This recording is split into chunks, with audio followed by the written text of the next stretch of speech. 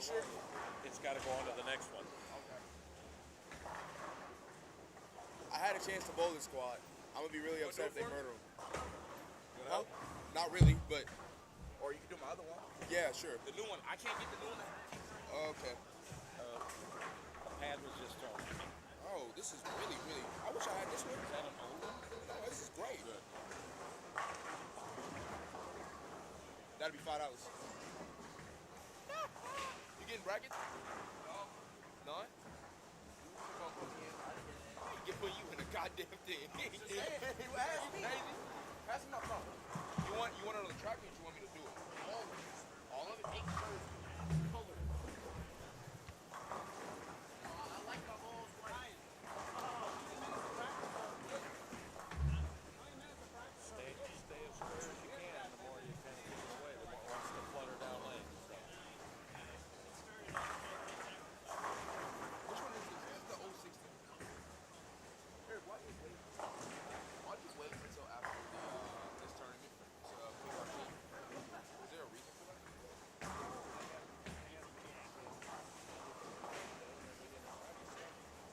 I thought you were waiting for this tournament to murder. Oh.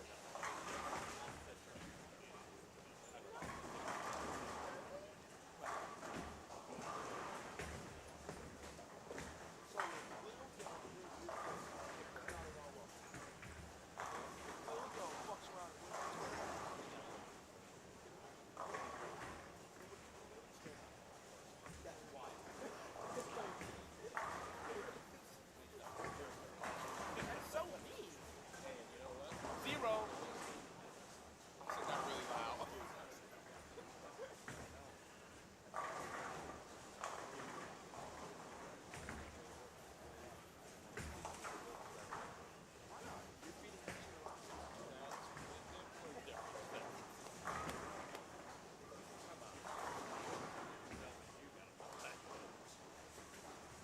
He's lacing all the things.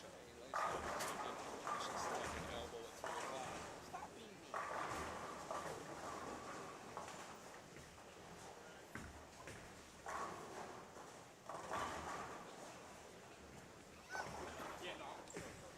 Yeah, I don't know why you even try reacting. Hey, you got that Verge with you or no? No. You got the Evo?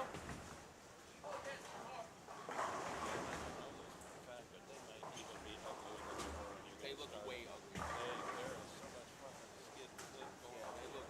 Anybody that's even remotely moved left the ball.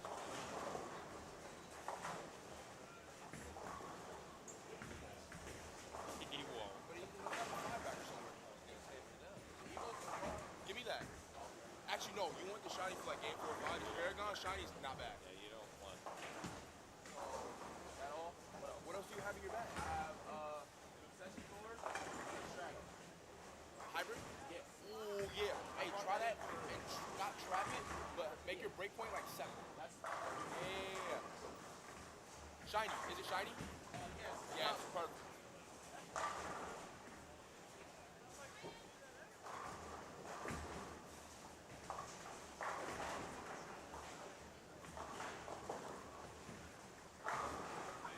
Do you think I'm too close to the Alabama? Hold on. Because I was sliding like 25, trying to get like 15, 14. I probably got them better, but or trap or like play like doing that. Yeah, like he's like, He's gonna stay out of trouble. yeah, that's what I'm thinking.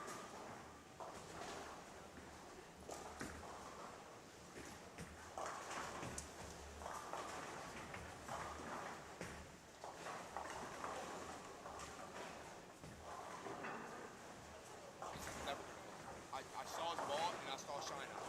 This will never go.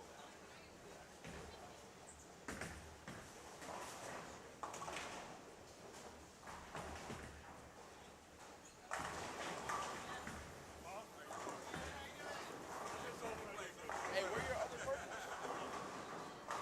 I was looking at the left to make sure I Both.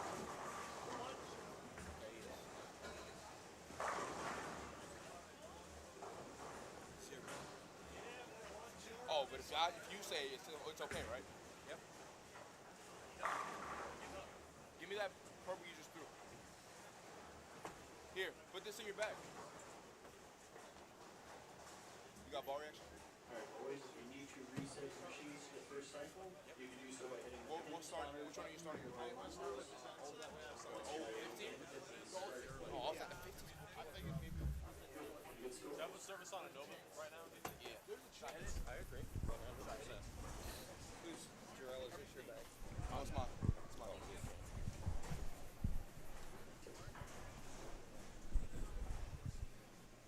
Mike, you got company coming? I think I got company coming, Eric. Yeah, I think I do. I was going to volunteer. Yeah. I'd love to have you a little bit later. Yeah, You let me know. I will. Hey, everybody. Welcome into continuing coverage here from the 2022 Ebonite Fall Classic. Mike Flanagan here with you. It was a little chilly in here. I had to go get a pullover. I kind of like my Cardinal pullover here, but let's go out to the lanes. That's what you guys are more interested in than my pullover. So we have the B squad. We had A squad this morning. 7 games of qualifying this morning on A squad. And we've got a full squad this particular game right here. Or this particular squad, I should say, in game number 1. We get started with our double wide double stack. I'm still waiting on my lane assignment sheet.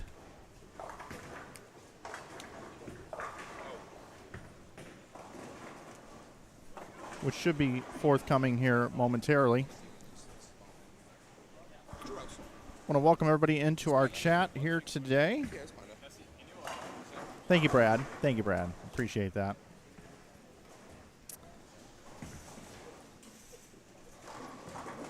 So Waterloo, Iowa is where we are here at Maple Lanes. It's the 22nd edition of what are called the majors here at the Greater Iowa Bowling Association. You can find out more information about the Greater Iowa Bowling Association at giba-bowling.com. Joe Engelkiss, Rosie Engelkiss, and Jennifer Wittenberg putting on the events for you. We have these events twice a year, September and usually in March. Last year we had it in January due to state tournament, but back in March, coming up March 4th and 5th, 2023 will be the 23rd edition. This, of course, the 22nd edition of the Classic tournaments, both sponsored by Ebonite currently, the Ebonite Fall Classic and Ebonite Winter Classic. Shout out to Ebonite for their tournament sponsorship, primary sponsor. Also want to give a shout out to our associate sponsors, making this broadcast possible, and the money the players are bowling for. The Waterloo Convention and Visitors Bureau, I Am Bowling, and over at I Am Bowling, formerly Logo Infusion or Infusion Bowling, you can head over to their website and pick up some Die Sub merch, Die Sublimated jerseys. You can use the coupon code GIBA to save 25%. Also want to thank Guaranteed Rate Brandon Steen. If you're looking for a new mortgage, make sure you check out Guaranteed Rate and Brandon Steen here in Waterloo. Want to thank Budweiser and Bud Light for their sponsorship as well. Here at the bowl at the Kingpin Social. It's beautiful here inside Maple Lanes, just over a year old since the rebuild, since the unfortunate circumstances that took place a couple years ago. Had to demolish and rebuild due to a fire that was arson related. So glad to see this beautiful bowling center built. Probably a blessing in disguise. And they did it right here. So I want to give a shout out to everyone here at Maple Lanes.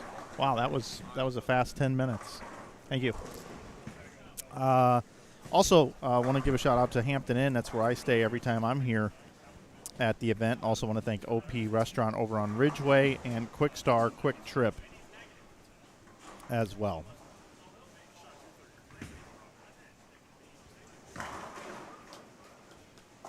I see Megan Hess, and I need to fix that score monitor, so I'm going to do that really quickly.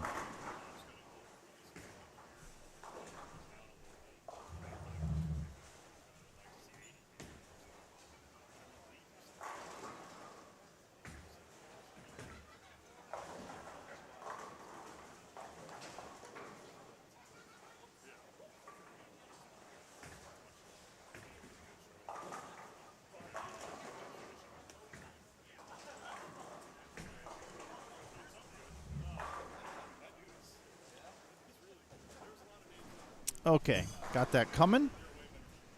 I am going to just go over to lanes 5 through 8 for a moment because I want to show you guys our lane pattern, which is 43 feet in length, very demanding.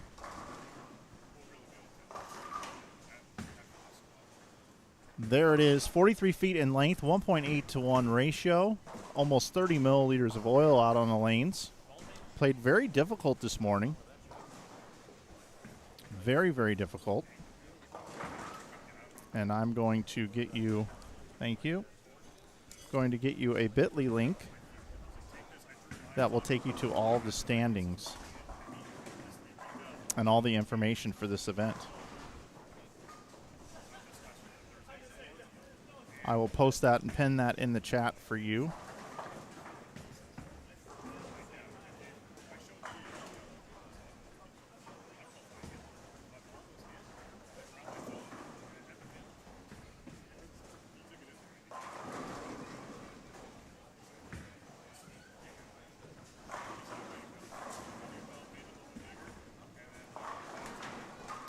So that bit.ly is now posted in the chat room, and it is now a pinned message at the top. And we will go ahead and take a peek at the scores from A squad.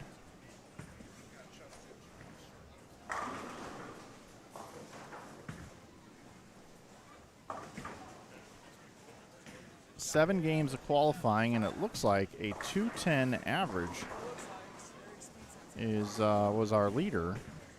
We got a tie for the lead.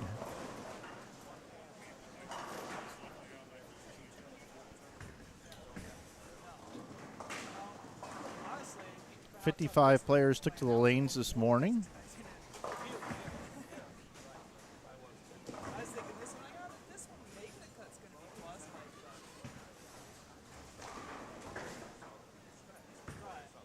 And here are our standings. So as you can see, and that is not accurate. Let's try that again. Let's try that again. Let's get rid of that.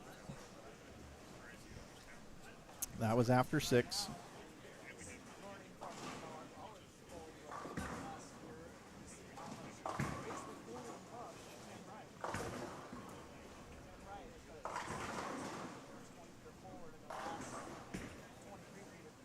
There we go. Wasn't in sequential order there. All right, now let's take a look. Here are our standings. As you can see, we have a tie for the lead. Anthony Dodge, plus 70. That's a 210 average, along with Darren Bloomquist. Tom Hess is third at plus 54. Nate Stubler up to fourth at plus 50. Brandon Mooney in fifth at plus 47. Sixth, Adam Morse at plus 28. Seventh, Luis Lugo at plus 22. Alec Riesland in 8th at plus 12. Ryan Powers in 9th at plus 10. 10th is Quentin Bolin at minus 8. 11th is Colin Smith at minus 12. Cameron Crowe is 12th at minus 17. 13th, Johnny Davis at minus 27. 14th, Jordan Eli at minus 31. 15th, Joe Inglicus at minus 36. And 16th is Alex Denton at minus 37. So those are your top 16. That's what I've been showing up on the board there.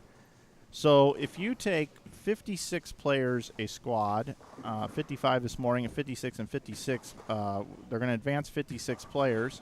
If you divide 56 by 3, you're looking at about 19 per squad. So if you take 19 per squad, 19th right now is minus 44 is the number. So I was predicting the number would be somewhere around minus 50. It'll be interesting to see where we're at after this particular squad here. So that is where we stand currently. Again, all information for this event can be found at the link that I pinned at the top of the chat, and also you can head over to giba-bowling.com to also check out information about this one. I want to welcome in Norman and Mary, Brian, Brad, John, south of London. Wow, that's awesome. Everyone likes a split screen, but you really don't like it. Well, I know. You know, 80% like the double stack, double wide. I don't know. but I'm going to go back to it right now. All right, and I also have a guest joining me. Tom Hess is in the booth. What's up, man? Nothing, Michael. How are you, sir? I'm good. Quick turnaround. They told me they'd probably be running about 15 minutes late. They were actually running on time. Yeah. This oil pattern, man, you know, every time I come up here, you know, it always looks demanding, and sometimes a little higher scoring, sometimes a little lower scoring, because you'd never know how it's actually going to play on the lanes. But, man, they looked really tricky this morning. They're hard. They are hard. Got to give some shout out to my man JJ down there in Kegel. He's making the people earn their strikes this weekend. Or unless you throw it really bad and go Brooklyn 3 or 4 or 5 times like I did that block. But 3 or 4 or 5 times? Oh, yeah. I thought that was just in the first game. Well, though, hey, come on now, man. Somebody in the chat even said, has Hess hit the pocket more times or gone Brooklyn? Well, throughout the day, I would say I hit the pocket more No, times. I know that. I will be very, very honest to say that I had more breaks today than really good shots that didn't strike. That's breaking news. Might as well inform CNN and Fox News. That never happens. Nope, not to you. Not to anybody. I mean, no good bowler ever says that they got more breaks than they got bad shots. That's true. But like I was telling Joe, I mean, you know, when you're throwing about 35% of them bad, you got more opportunities to get breaks. Yeah. And I shouldn't even say bad. I mean marginal. They're touchy. Get it in a little bit and she hooks. You get it right a little bit and she doesn't.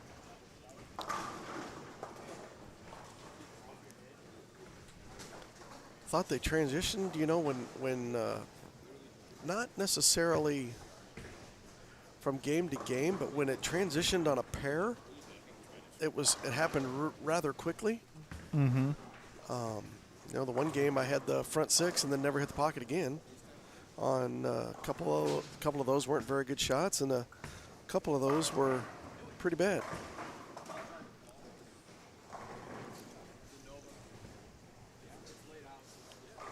What did you see watching today, Mike? I wasn't paying a whole lot of attention to people across the house. Did the squad play them pretty close together, or were people playing all over the place? Or Most people were in. You know. I saw scores up and down. I mean, when I mean up and down, I don't mean like up and down like different skill sets of players, like guys were really high or really low. But I'm talking more, I'd see a guy bowl 300 and then 130. Yeah. And that 300 game is like unbelievable. Like, how'd that even happen? He was plus 90 at one point and never bowled a 200 day. I know. That's yeah. They're hard. The guys that got their score earned it. Either that or they got. I'm just being honest. I got some fortunate breaks today. Was able to take advantage of most of those breaks. You know, keep the ball in play. Make some spares today. Are they short a bowler on this squad too? Yes, they. Unfortunately, they had. I believe it was Addie Nelson accidentally written down twice. Mm. And they were so fun that nobody that made it, you know, the people that are on the bubble or definitely out on A squad didn't even want to try again. Yeah. Once is enough. Yeah, so we're watching in the top left. We've got Jacob Miner, Isaac Goodman, and your daughter Megan. Yep. And on 7 and 8 in the upper right, we got Andy Buelo, Jason Craigson. Who's Brightsprecher? Do we know his first name? Is it Nolan? Could be. And Brian Tippett. I think he's got his name. Nate. Brightsprecher, yeah. I think he's a local bowler from around here. My sheet doesn't, I guess because his last name's still on, doesn't have his first name. And then on the bottom left, on 11 and 12, we have Jake Bedard, Ryan Burks, Cameron Foster, Dave Dentlinger. And then right next door on the bottom right, we've got Jordan Babcock, Steve Hawtrey, Rodney Jackson, and Eric Kent.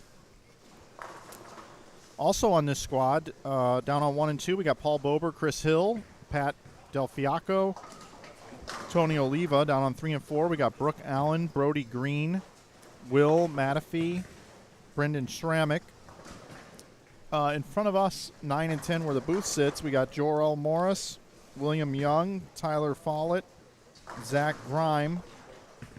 And then we've got over there on 15 to 16, we got Brett Lloyd, along with Eric Springmeyer, Josh Kennedy, and Justin Kennedy. 17 and 18, we got Justin Stewart, Zante Van. On 18, we got Darren Galbraith and Joe Stone. 19 and 20, we got Rob Amers and Brittany Smith, along with Jay Sandhagen and Sarah Smith. 21-22, Jack Baker and Jordan Schottmer, along with Jet Bonifacio and Ethan Irvin. 23 and 24, we got Sid Brummett, Nick Pate, Nick Crummel, and Benji Martinez. Pretty good pair, right yeah. there. I was just going to say. 25 and 26, Tommy Barnwell, Tony DeVita, Mark Stenger, and Steve Taylor. 27-28, rounding it out, we got Scott Merritt, Zach Rhodes, Addie Nelson, and Brian Roth. So that's our squad here for you today.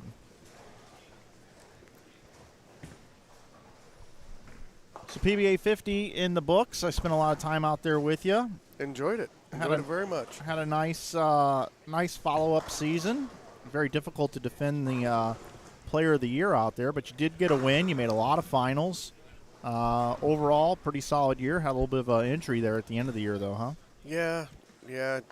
Was bowling in Bowling Green, bowling a regional, and Sunday morning woke up, something just had a little bit of a twinge in my back, and I kept working on it. You know, we have a chiropractor, Lance Lorfeld. I don't know if Lance is watching, but if you are, hi, Lance. Kept working on me, and we kept trying to get it right, and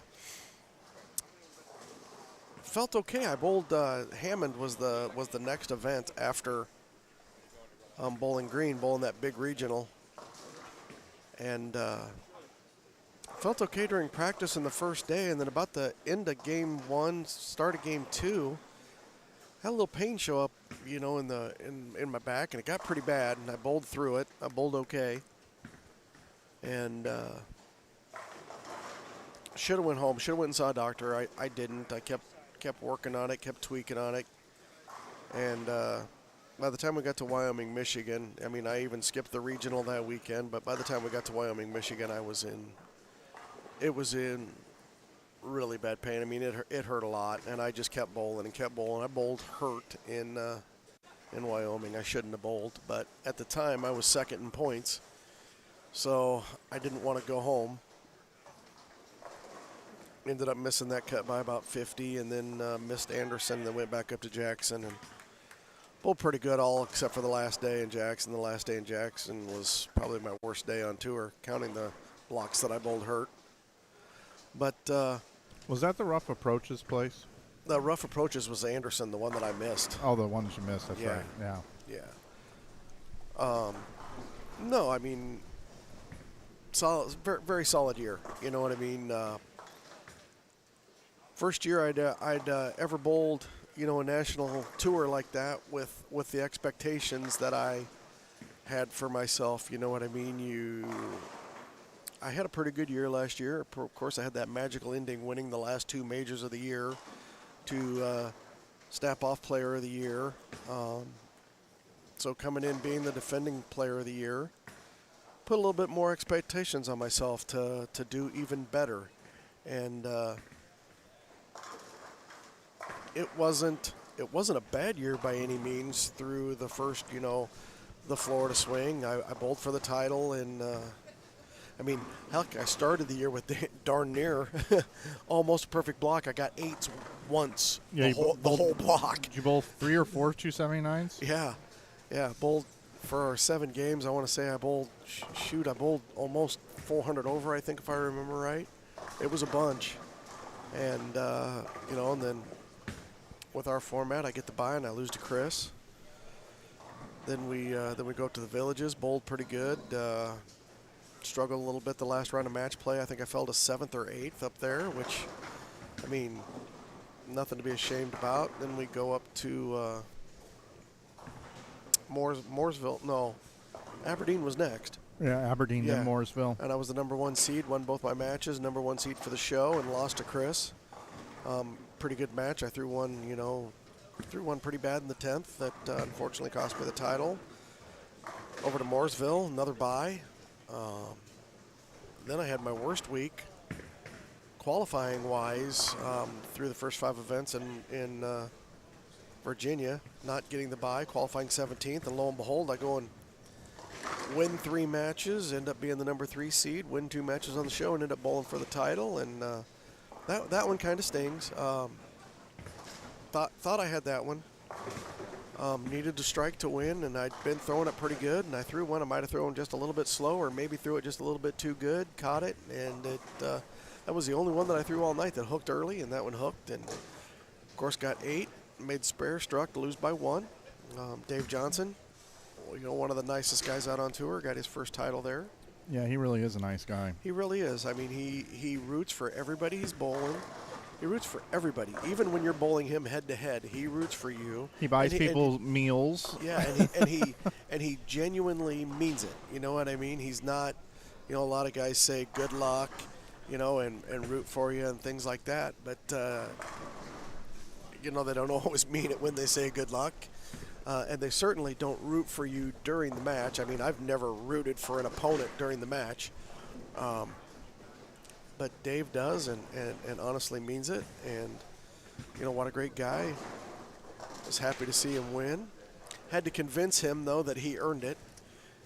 One thing, he said, Tom gave that away. Tom gave that away. I'm like, Dave, I didn't give anything away, buddy. You earned it. Yeah, I actually talked to him about that comment. He feels like you are the guy to beat. And imagine Tom Brady throwing an interception, with the game on the line. It doesn't happen. So he was just utterly shocked that happened. He was just he expected that to be done. And I believe that's what he meant by that comment, because he just you're 99 times out of 100 you're gonna do that. Yeah. You're gonna get the job done. And he was just shocked. Yeah. So I mean, getting back, it was a pretty solid year. Then I go, bowled okay at the Masters, and lost my two losses in the Senior Masters. One was to Parker, and then I lost to Chris. So you can't get too upset about that. Bowled okay at the Senior U.S. Open. Finished like 9th or 10th, I think, there. Then made another show in Odessa, and then I won in Colorado. Another time where I led, bowled really good, and won my 2 matches and beat my good friend Tom Adcock for the win. Had a pretty good high-scoring match. I think the final score was 249, 238 or something like that. Then was still bowling pretty good till I got hurt. So You feeling okay now? Feel okay now. If I'd have listened to my wife and just went and saw a doctor instead of kept working on it and tweaking on it, I think I'd have been fine. I went and saw a doctor. They gave me some steroid pills. And in about 3 days, I felt just fine. I think it might have been, oh, get up. Gosh darn it. Sorry, you don't have the split screen on, Meg. Just 2-4-10 there in the 10th. But,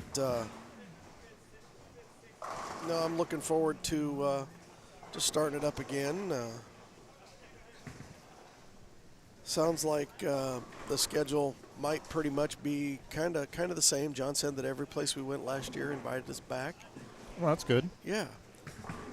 They're just going to work on some dates. The reason I was talking to him about it is they were talking about maybe, darn it, maybe Colorado switching dates.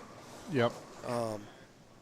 Which would make sense. And going before the 2 Vegas ones, but who knows what happens there, It was kind of unfortunate for them. Great hosts, great proprietors, but there's a huge rodeo July 4th weekend in Greeley, so the hotel rooms were like non-existent, and that unfortunately the higher expenses.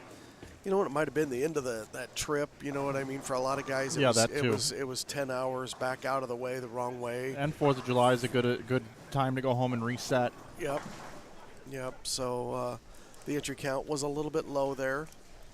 But the people that did show up put on a pretty good show. The proprietors were happy, and they want us back. So hopefully they can get on a date where a lot of guys are going to show up, because that was it was a beautiful bowling center, and they did a great job there in Colorado.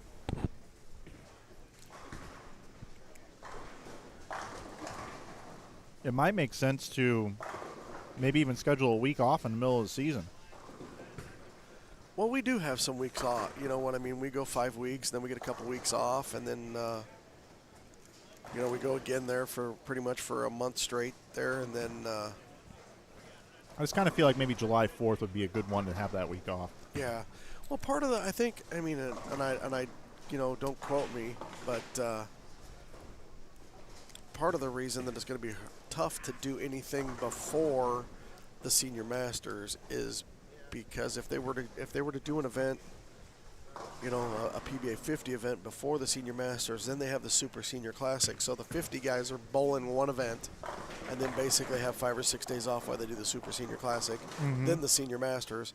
So I don't know that that's really going to help either, unless they could. I don't know that they could do a 50 only. I mean, I don't know how many guys they would get if they tried to run a PBA 50 event the same time the USBC was running the Super Senior Classic. I don't think that's probably a good idea. No. I mean, it could happen though. You know what I mean? Because the PBA 50 guys need something to bowl. Maybe they could do a regional or something, and it doesn't have to necessarily be a national stop. But looking around here, there's some decent scores, and there's some, oh my goodness, scores.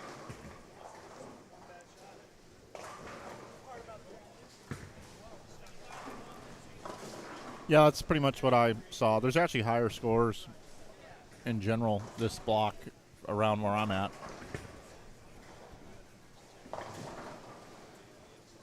Megan open with the 202. That's a good start. Yeah, she got a couple of breaks in there. And like I said, they're so hard that you got to take those. 9 and 10 aren't on camera, but Zach Graham, one of the collegiate standouts at St. Ambrose, he's got 240 left this game, but he's went Brooklyn at least twice that I've seen.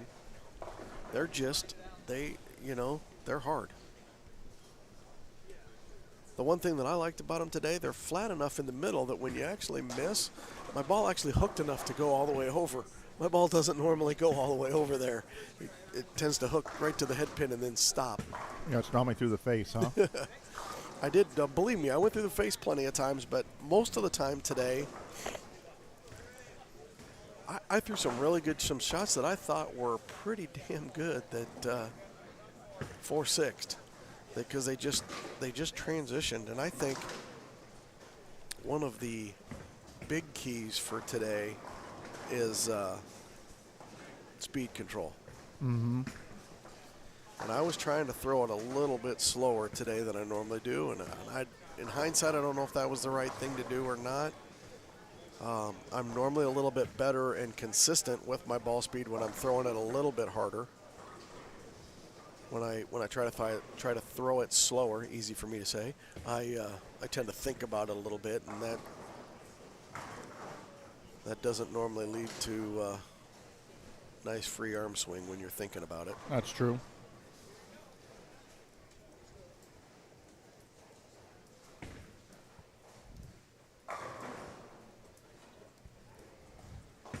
How's things been going for you, buddy? It's been about what's it been now? It's been about 6 weeks since I've seen you now, hasn't it? Yeah. It's going okay. Just been grinding, man. Staying busy. Yeah, also trying to take a little time for myself also. Very nice. Trying to, anyway. How much time you spent down in the Ozarks looking for that lot? Yeah, none. None? No. No, be in St. Louis for the next few days, though. I was just down there last weekend, actually. Yeah, how was that? It was good. Bowled pretty solid, except for the 144. I bowled the first game of the finals, which is whoops. Scott, is Scott still down there? Greiner? Yeah. No. Scott has moved down to Florida. That's what I thought. He was trying to solicit me to come down there and get involved in some things, and then he left. Huh. Well, I'll tell you, Troy and Judy, the proprietors there, wonderful people. They sure know how to do it, and they do it right, and they treat you well, and great bowling community. The community supported it, showed up. Parker and I did a clinic on Sunday night after the finals, and we had 25, 30 people show up for a clinic with Parker and I. We were started at 6, and at about 11 o'clock, we finally had to tell people, hey, you know, we got to start thinking about getting out of here. So, but it was a really good time. Troy and Judy just recently purchased another. They bought the center in, oh my goodness. It's not Rolla. Anyway, they bought another 16-lane center down there. I can't remember the name of the town now. It's Route 66 Bowl is the name of it. Good start. I'll be back in 2 seconds. Okay, 1001, 1002. Yeah, Mike's already been gone. He's taking too long of a break. We're going to have to dock him some pay. I suppose I could scoot over here and see what's going on in the chat.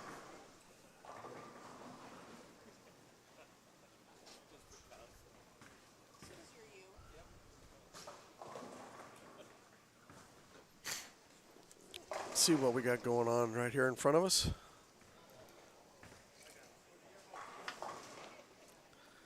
.219 game there was Cam Foster. A 120, a 130, a 140, and a 2-0 on that pair. These are definitely going to be challenging today.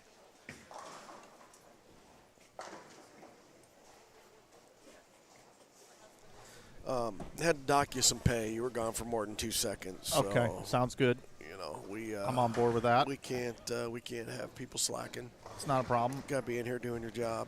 Yep. These millions and millions of dollars they're paying you to come out here to Waterloo, Iowa. I mean, you got to give the people what they're paying for. This guy here clearly needs some medical treatment. Josh says Tom Hess is my idol. Oh boy. Yeah, guy needs some medical treatment. Well, thanks, Josh. You gonna try to wait till you're 50 and then go out and win some stuff and try to get relevant? Who? Josh. If I'm his idol, I mean, I really didn't do nothing until I turned 50. Oh, that's true. Hey, what's up, man? Oh, you too. I did have that one big hit.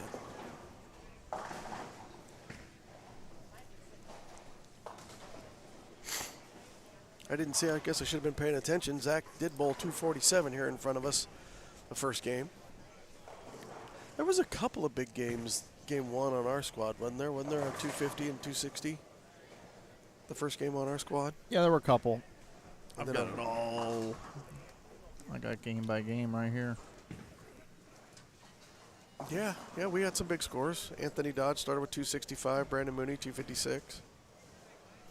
Darren Bloomquist 229. Be interesting. So we had 15 people plus after game one on our squad. Let's see what happens here. We've got Andy Buelo, Jason Cragen, Nate Bretsprecher, and Brian Tippett right next door. Jorel Morris, William Young, Tyler Follett, Zach Grime.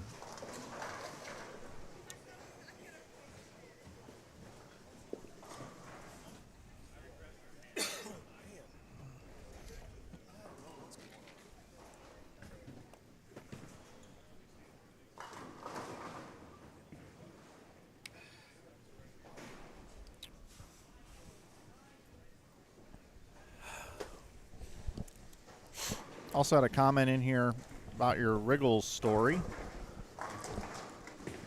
Yeah, that was a pretty good story. I'm glad Jeff asked to do that. Kind of opened up a little bit about my life and some events that happened, going on 30 years ago now that, changed my life.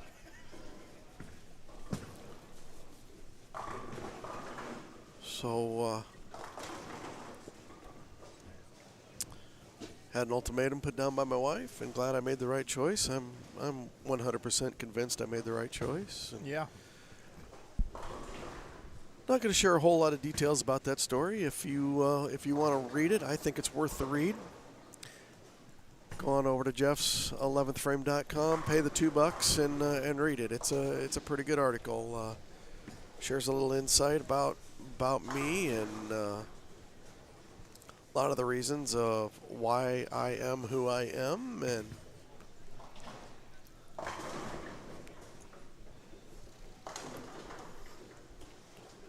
I enjoyed it. pretty lengthy story. Yeah, it was. I said, hey, Kim, you ought to read this. She said, oh, my God, it's a book.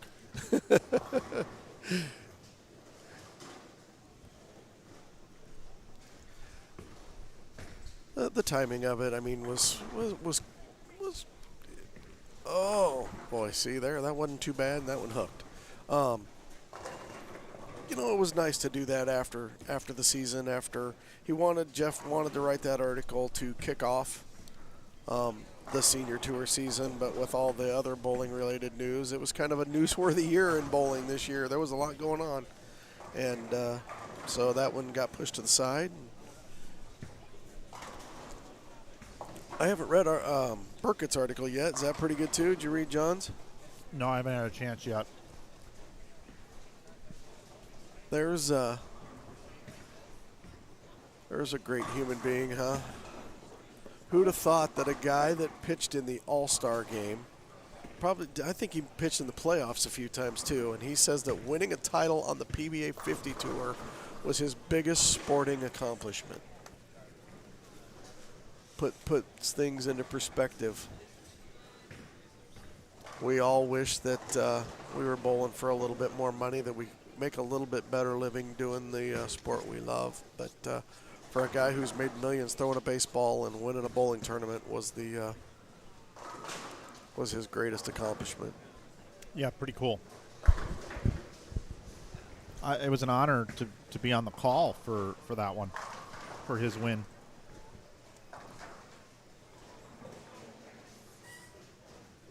Yeah, that's where my whole downfall started.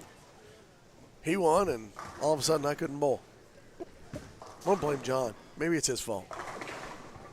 He actually bowled through a lot of pain that week too, and was able to get it done. And then he was smart. He went home, took the next weekend off. He was dealing with physical pain and mental pain because his wife's mother passed away. Yep. That was tough. That was a tough one.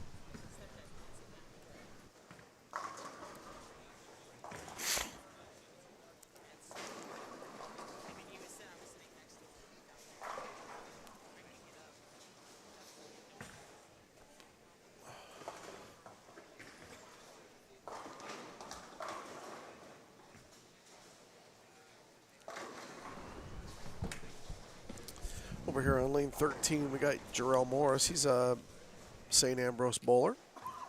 Got quite a few of the St. Ambrose bowlers bowling this squad. We've got a couple of pretty strong programs here in Iowa. The St. Ambrose program, Mount Mercy program, William Penn program. A lot of current and alumni from those three colleges bowling these events. So I'm popping the pattern back up on the screen. It's been really difficult, 43 feet in length if you're just joining us, 1.84 to 1 ratio. It's symmetric on both sides. Played pretty tough. I wanted to ask you, Tom, when you got matched up or played your best, what bowling balls matched up best for you? And what part of the lane? I pretty much only, I started with ball that I thought had a pretty good look with in practice yesterday, the X3. Bowled 2-team the first game, but like you said, I had two Brooklyns in there and turned them into a 4-bagger. And but the best ball, my best look, was with a Zen Master today. I've got a Zen Master. It's pinned down. I've let it lane shine. The Zen Master is a little bit of a strong, covered, kind of a slower slower ball. It's much slower than the Zen. And, you know, I was in trying not to get it right at 8. I think right at 8 is, you know, I was playing 8 as my gutter. And like I said, ball speed, you know, ball speed was key today. And I'm not a pattern genius. I don't really, you know, a lot of times I just look at the length, the ratio, you know what I mean, and try to figure them out. But the one thing I've noticed of all the tournaments I've bowled, if you want to bring that back up again. The more lines they put in here, the tougher the pattern. Yeah. The more, you know what I mean? Looking at the second box down. When there's only, you know, 3 or 4 ways they put the oil on there, you know what I mean? When they put all that, you know, they built all the shape coming back. But the more different passes they put in there, they normally play a little tougher. Joe always wants them a little tough. They want people to earn their scores. You know what I mean? This is one of the majors. They don't want to make it a strike fest. So to the folks at home, I'm going to explain to you how to read this oil pattern. You take the top left box, and there's no oil that's applied to the one board ever on any lane. Okay, so it oils from the 2 board to the 2 board, and that's what the 2L 2R means. It's going to apply 9 loads to a brush. Okay, 9 loads is just 9 squirts. If you had a Windex bottle, so to speak, it's going to do 9 of those, and it's at 18 speed. The lane machine can travel at 10, 14, 18, 22, 26, and I believe 30. So it's at a medium low speed as the brush is on the lane, and those 9 loads, it takes 20 feet for those 9 loads to be dispersed. The whatever's left on the brush, it's a very wet brush, 2 to 2, which is as flat as can be, and it buffs at 18 speed, a slow speed, so it's really putting it into the pattern. And then at 33 feet, it speeds up to 22 speed. And then it does that all the way down to 43. So it's a very tapered, flat, but thick 2 to 2 on the way down. Then the machine cleans the rest of the lane. When it comes back from 2 to, it then says here the 2 to 2 really doesn't matter on the first line in the big box.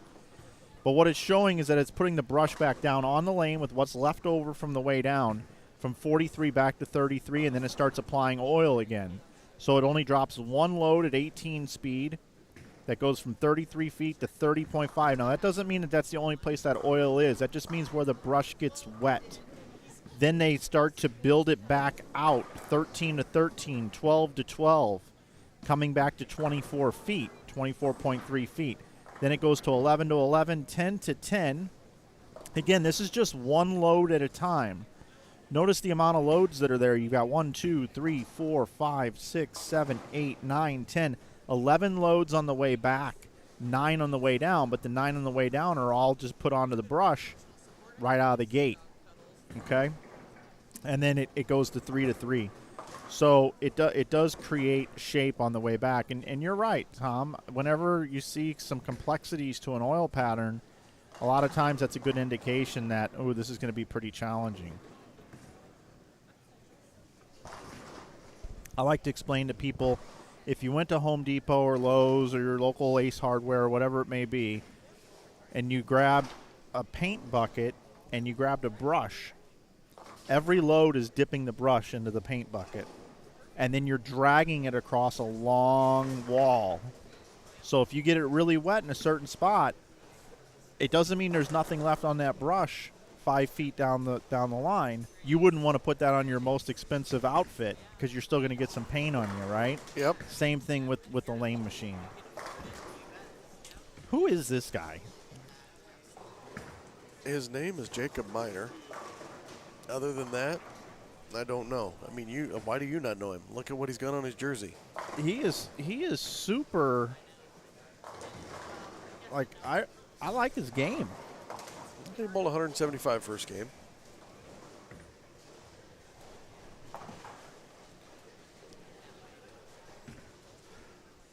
I'll bring the attention to him.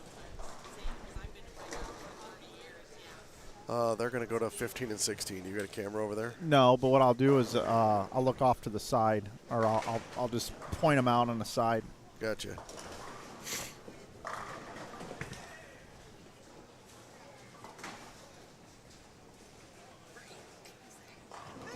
All right, let's see. B squad.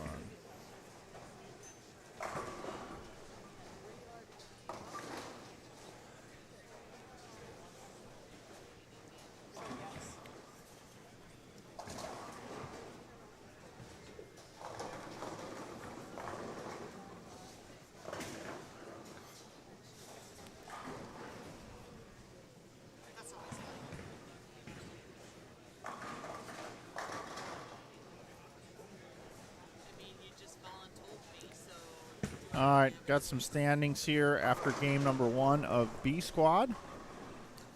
Nick Pate, 258. Zach Grime, 247. Nick Crummel, 231. Darren Galbraith, 226. Paul Bober, 223. Steve Taylor, 221. Cam Foster, 219. Zach Rhodes, 217. Sid Brummett, 215. Brody Green, 214. Chris Hill, 211. Eric Springmeyer, 207. Scott Merritt, 206. Addie Nelson, 205, along with Jordan Babcock. Jay Sandhagen, 16th at +2. Also Megan Hess at +2. Didn't make the board in order here. But she also had +2. And those are the players that are plus, 17 plus on this squad after game number 1. If you would like to see those scores and scores from the first squad, check out my pinned comment at the top of this live stream chat, and you can get there.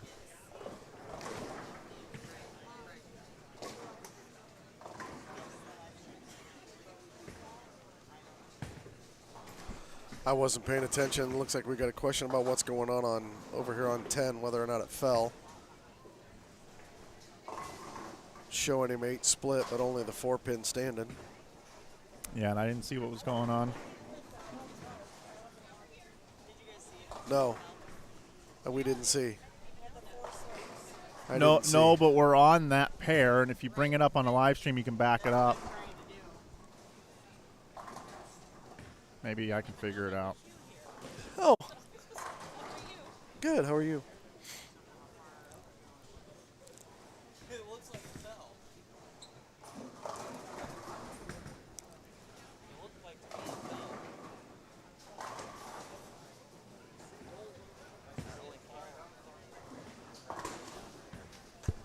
I'm watching a replay here. Here we go. Oh, you good?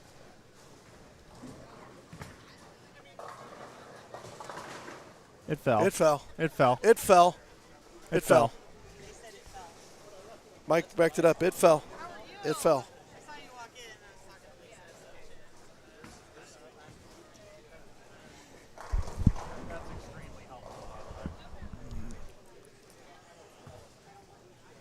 One of the beauties of live streaming, you can see some replays here. Yeah. That's come in handy. We were bowling at the bowling stadium in the PBA event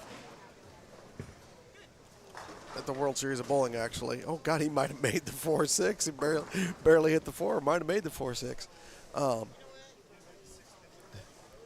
Gentlemen, we've got two games to go in the last event of the world, and he's not close in the World Championships or in the Daily Cut. We've got 2 guys on our pair that are pretty close in both, and a gentleman fouls. Says I didn't foul. Comes back. Called John. We're on the live stream pair. They went and pulled it up, and he fouled. John Weber said, "Nope, foul." I thought at that point it's kind of silly to even argue it. You know, we've got 8. I think at the time we had 13 frames left. It's, way more than 100 out of both cuts. Just take the foul. Yeah. What's going on in football land? I'm just checking it out. Looking for upsets.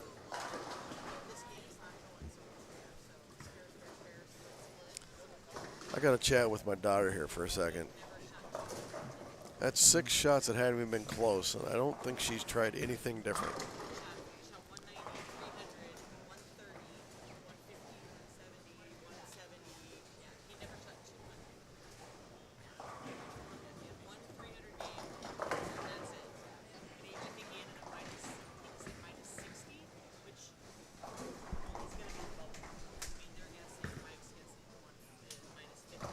I'm impressed with Yeah, this that's pretty dude's good. game.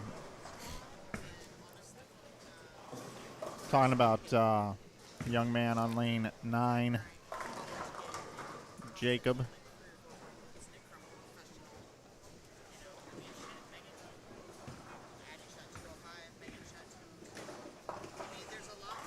I'll be right back.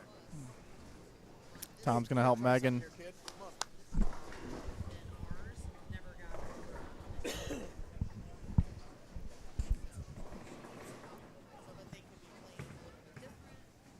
You try a different ball, man. I think you need to try a different ball. Well, you had a good look with the proton and maybe go a little bit further left. Maybe go a little further left. We are starting to see some strikes here over on 13 and 14. Everybody's got at least 3 in a row on that pair.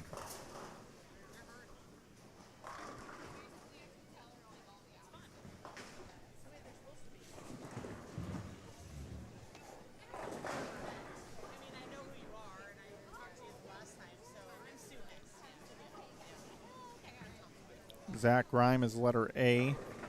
Jarrell Morris is letter B. Letter C is Tyler Follett. Letter D is William Young. Bowling pretty good as a pair.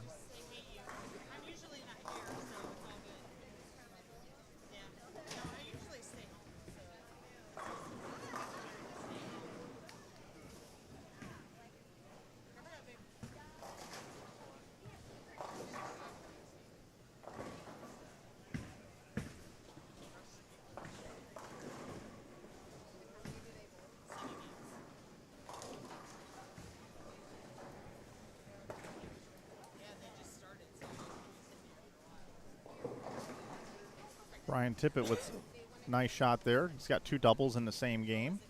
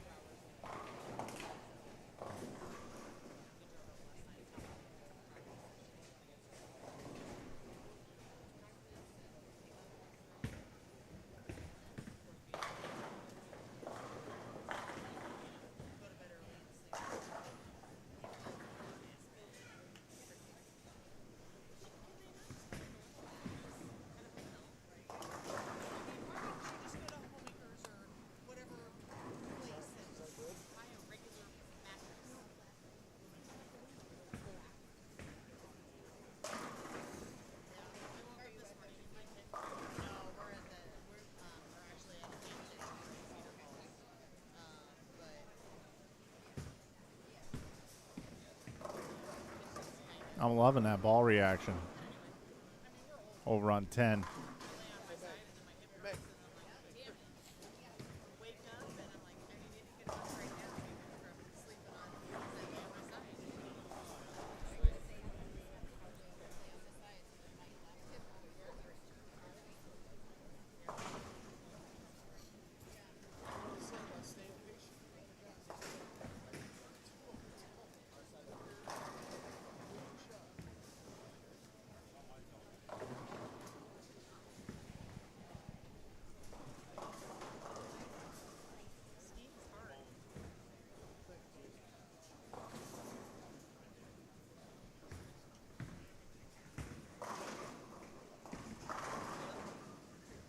Oh, shooting down the 9 pin. This pair has got it going on 13 and 14, I gotta say.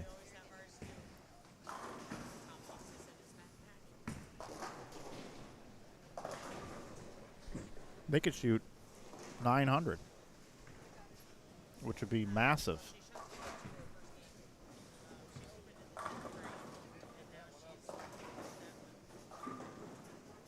Come on, run it down.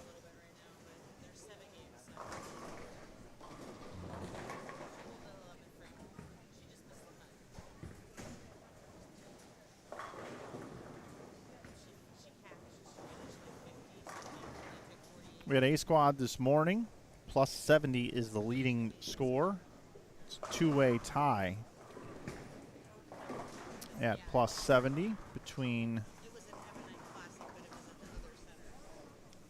She actually made it was the first one that she made. They never brought me a printout. Thought I had a printed out version.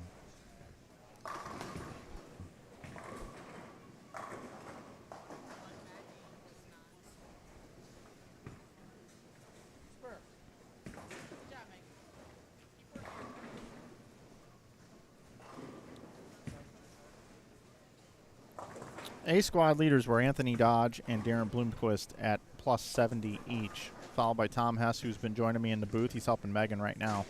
Plus 54, Nate Stubler plus 50, Brandon Mooney plus 47. Those are your top 5 from this morning. There were 9 players plus. I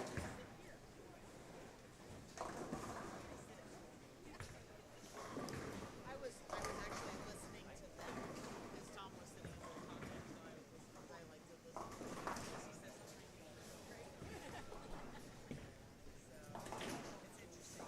I'm actually going to bounce over to lanes 5 through 8 for a moment after this shot. Oh, 210 conversion. How about that? These guys are making it look easy.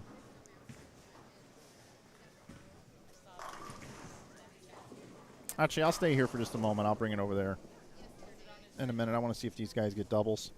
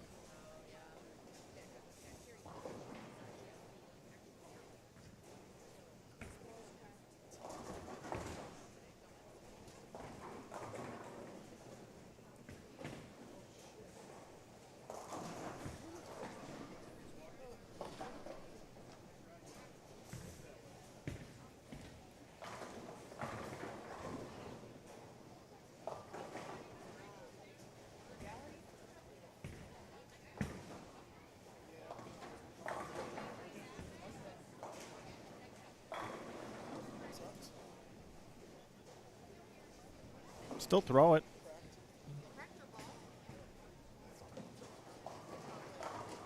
Go tell Matt thanks for that ball. See you later.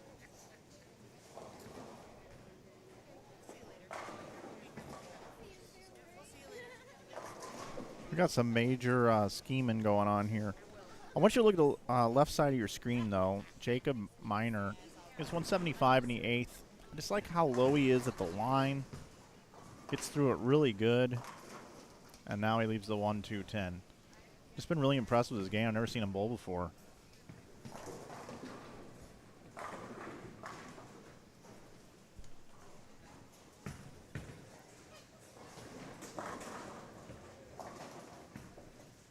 I'll bounce over here for just a second. Tony Oliva with a nice game, 241 if he spares this up. Very nice game.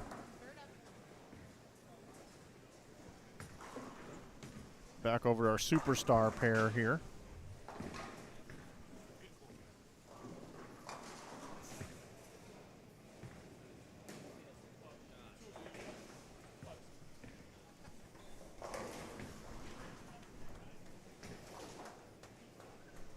Jarrell Morris now can get to 245. Zach Grime, letter A, can get to 237.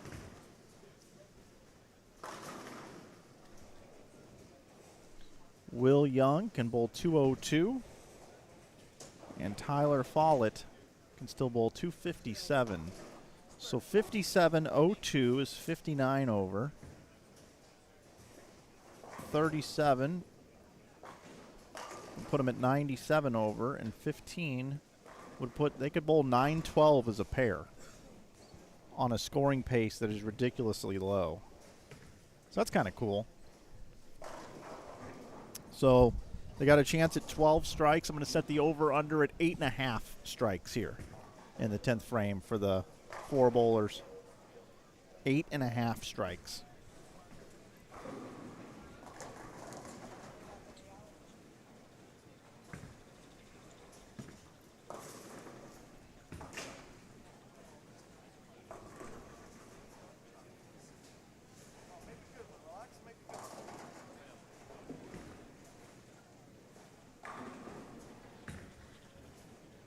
I'm going to leave this poll up for 45 seconds.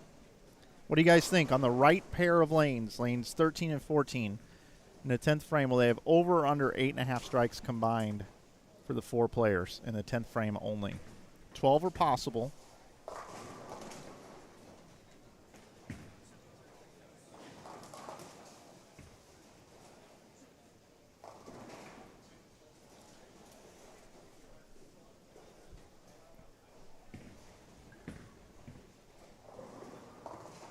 Everybody should bet the under, but I have a good feeling about the over.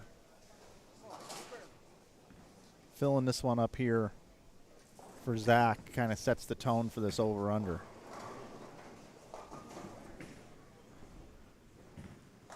I'm liking you over, bettors. You've got faith. Glass half full. Love it. All right, I'm in the poll.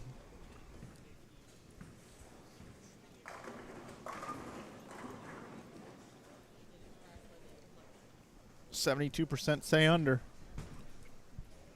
This is a big deal right here. All right, well, under hits. I had a lot of faith in these guys.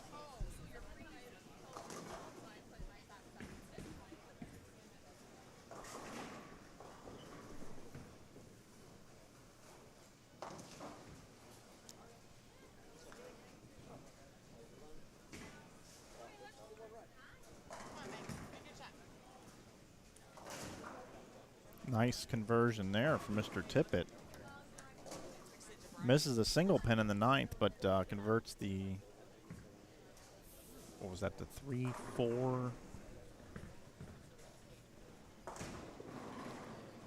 3-4-7-10. Great song. Yeah. That was...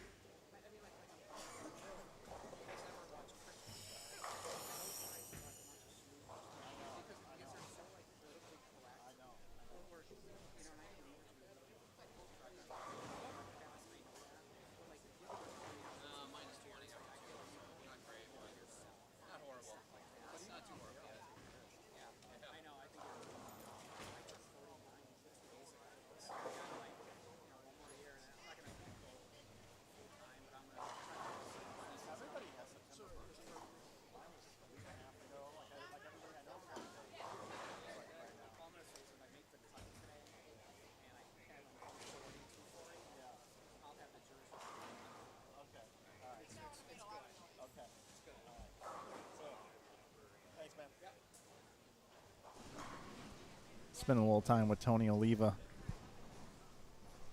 I could probably get rid of this graphic here because he's not here.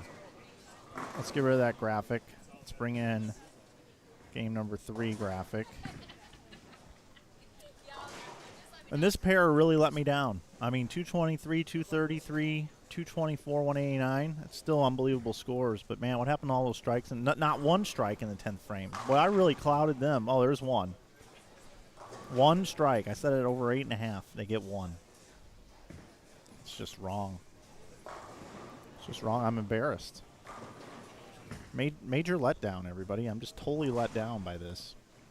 Hope you're doing well this afternoon. If you're enjoying this competition, well, it's like Christmas then. We've got another squad tonight at 7 o'clock. We got 4 more games after this 3rd game here that we're getting ready to bring you here on Inside Bowling. And then tomorrow we've got 5, I think it's 5 games in the Cashers round. I got to look that up again. See, I'm used to doing PBA 50 all year, and I know all the squad rounds. And I used to know this like it was nothing, but my mind's kind of going. I turned 43 this week. Can't believe it. Anyway, last week. See, I can't remember when I turned whenever. But glad you're watching here today on Inside Bowling. Glad you're with us. Well, there's a lot of other things that are on TV or things to do as the summer is winding down. Glad you decided to spend a little time with us here today. Tom Hess, I think, will be back. He says he will. You want to see this really cool thing? This little, it's going to shrink me. It's going to, like, bring me down to the corner. But not that corner. This corner. I'm going to go down here, and then the bowling's going to come in. You guys ready for this? I think that's what's going to happen on this graph. Here we go. Ready? Watch me shrink. Isn't that cool?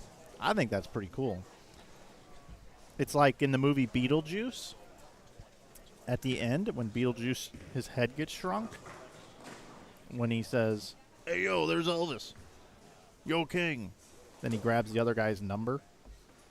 And he goes, "Well, looks like I'm next." Yep. Beetlejuice, Beetlejuice, Beetlejuice. And I go away. Welcome to Game 3, everybody. I see one Paul Bober. One Paul Bober. One Paul Bober. He is B. One Chris Hill. He is A. One Pat Del Fiacco. He is C. And who is D? Tony Oliva. Tony Oliva, Newton-John. And then right next door over here on lanes 13 and 14, let's give it up for Brooke Allen, everybody. Letter A, Brooke Allen. Let's give it up for Brody Green, letter B. Letter B, letter B, letter B, letter B. Brody Green is bowling as letter B. Will Matafee is letter C. Letter C. Letter C. He's letter C. Brendan Schrammick finishes up the pair. He's letter D. Letter D. There you go. You can tell I'm starting to wake up. It's the first of the month. So there you go. There's our players here for game number 3. If you have any questions for me, I'd be more than happy to answer them. Let's see what else is going on here. 13 and 14 has 3 St. Ambrose young men. They just finished tryouts on demanding condition. Let's go. All right, Reggie A., I'm with you. 6 games tomorrow, Dan. Thanks, buddy. I'm a big fan of yours, Dan. Oh, no, that's Frank Gifford. Sorry about that.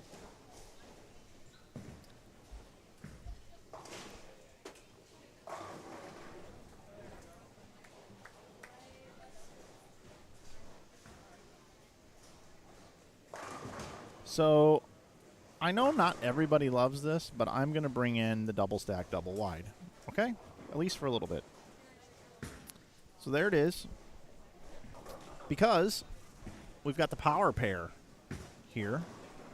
Up on lanes 5 and 6, we have,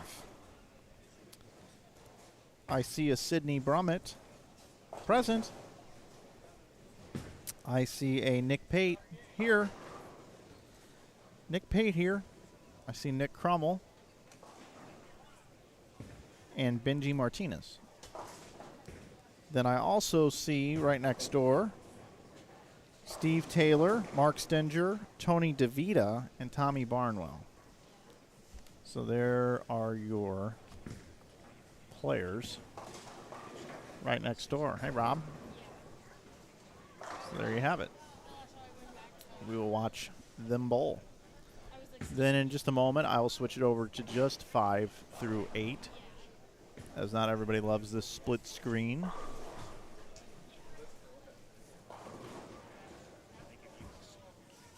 But it gives you an opportunity to see some ball reaction.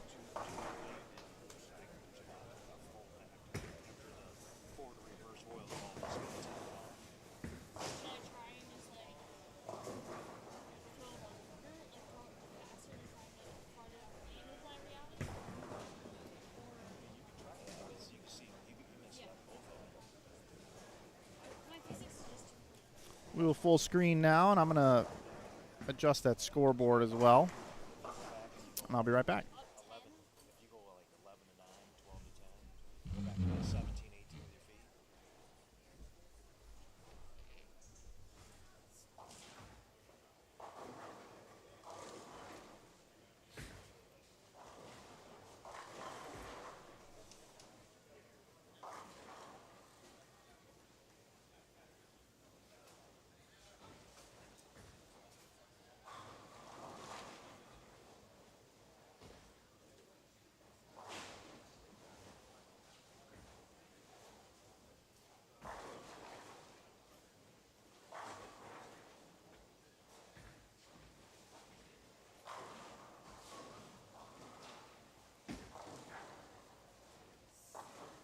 Found some hole there. Yeah, I went from, I missed the move completely last game. I went from throwing that supernova pretty slow to throwing that ball hard. So, it's a couple of steps down from that supernova. It's weird.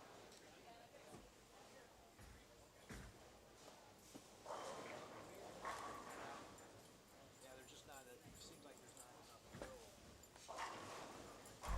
Yeah, which is crazy. If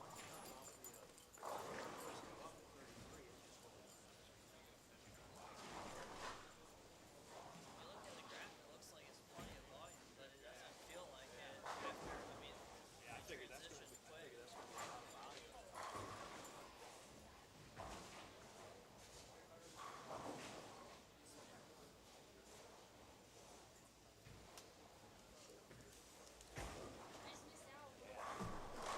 I think I'm just so worried that it's not going to come back because it's so clean. It's not doing anything.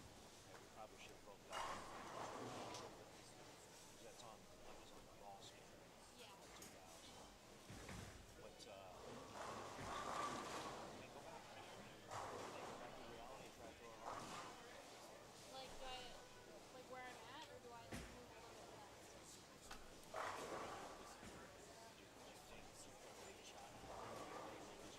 A little bit straight, yeah.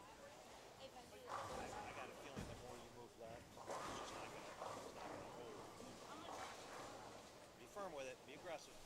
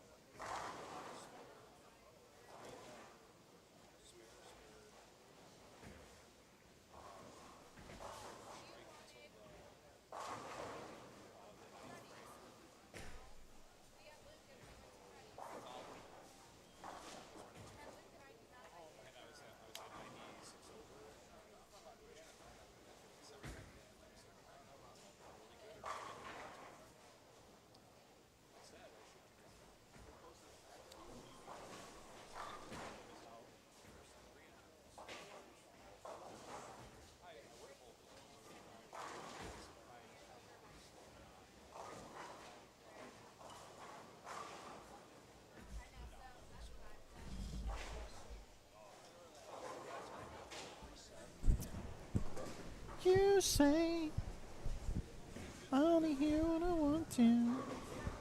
Did you miss me? Yeah, yeah, yeah. I missed you. Thought you'd live forever, but no, I'm not so sure. You're trying to tell me that you're... All right, enough of that. Got some score updates I should probably get to you guys. Anyhow, anywhere with you, you say, stay. Boom, boom, boom, doo, doo, doo, doo, doo, doo, doo. I talk so all the time, so yeah, what I thought was empty. No, I don't belong. But now that I am leaving, now I know that I did something wrong 'cause I missed you. Yeah, yeah, missed you.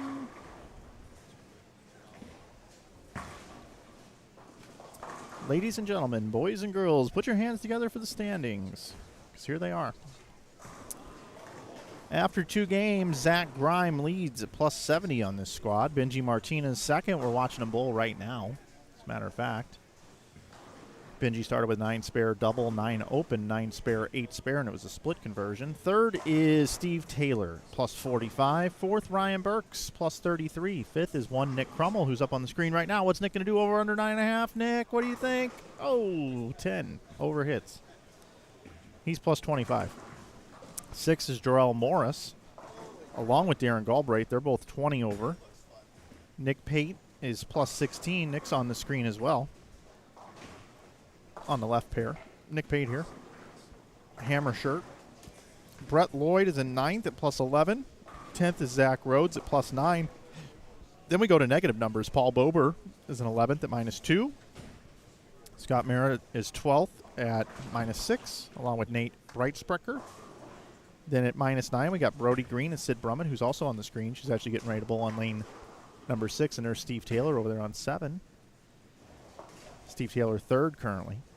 Anyway, Sid is minus 9 as well with Brody, and then 16th is Tyler Follett at minus 11. We have 3 tied at minus 12 after 2 games here on the squad, otherwise known as Letter B. Letter B. B squad. What's your squad? I'm in B squad.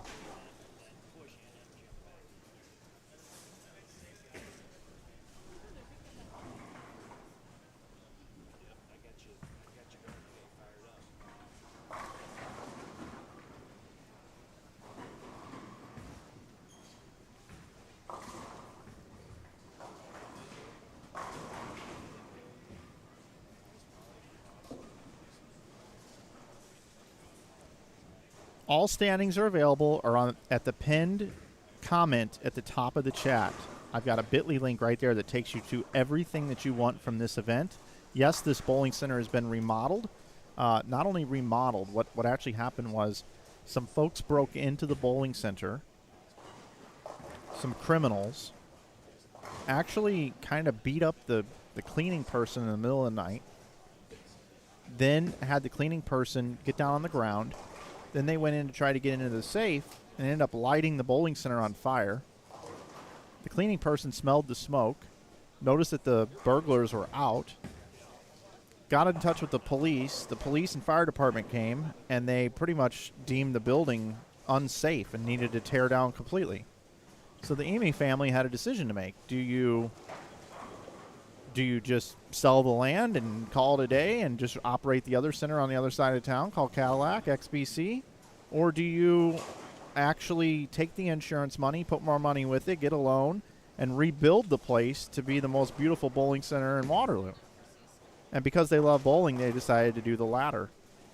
And this bowling center opened just a little over a year ago, and everything is brand new. Everything. So hats off to the Eby family for being willing to even do that. What's going on, Jerry? So that's awesome. That's very awesome. And that's a little more background on the bowling center and what happened here.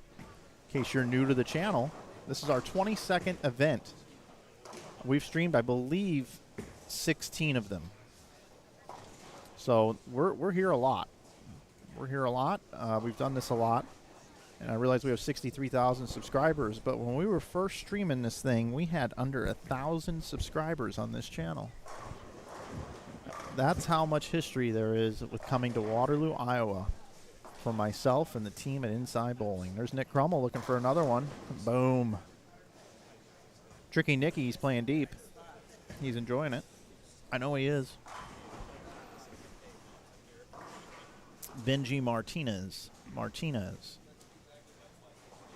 Letter A, lanes 5 and 6. Benji's been bowling really good. I haven't watched him bowl a whole lot. He hasn't been in a lot of live stream events that I've been at, but he does throw it really well. And has been winning some regionals, some local events. He's definitely got game. No doubt.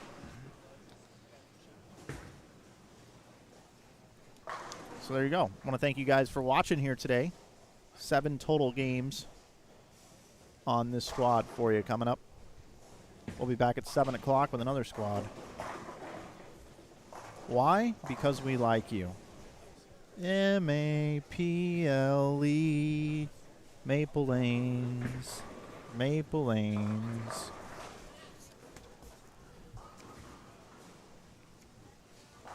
Now it's time to say goodbye to our bowling family.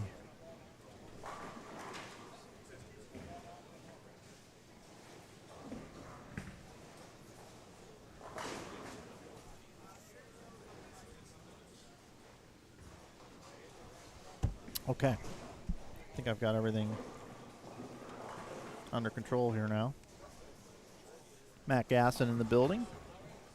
Spent a little time talking with Matthew.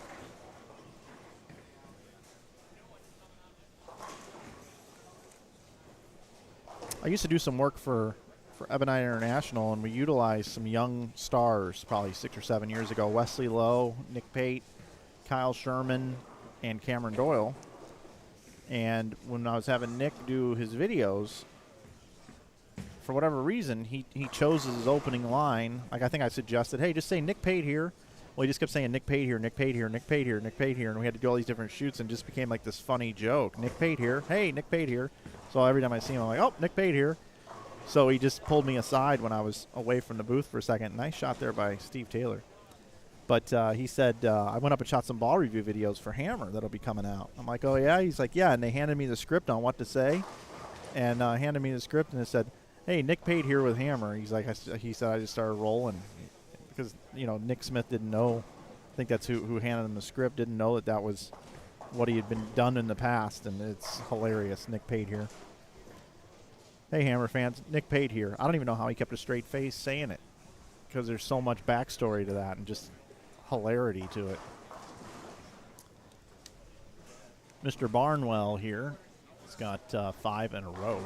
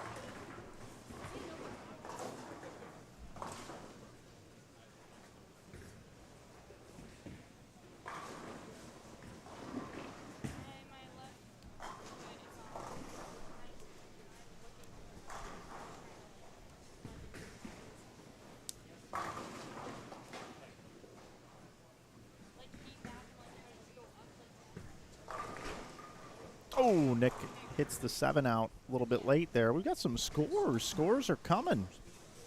I mean, if you look at the squad so far, the scores aren't really that high, but these couple of pairs, wow. Bowling well to quite well. But, I mean, look at a talented player like Benji here. He's going to be sub 200. Not by much. Oh, my goodness. He picked the 2 off of it, but not the 8.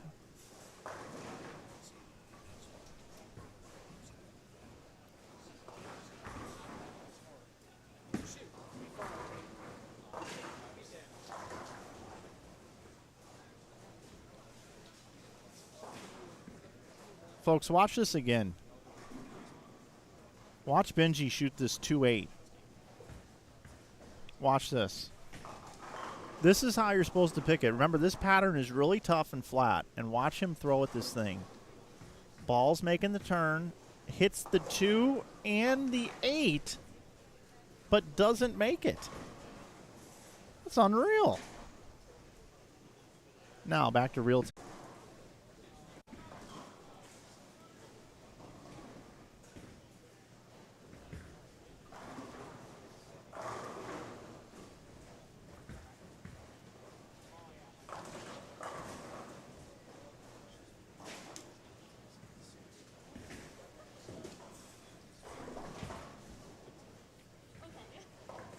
It's fine.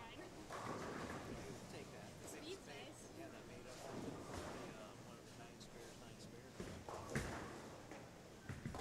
just need to throw it. Actually, like, hit what I'm looking at.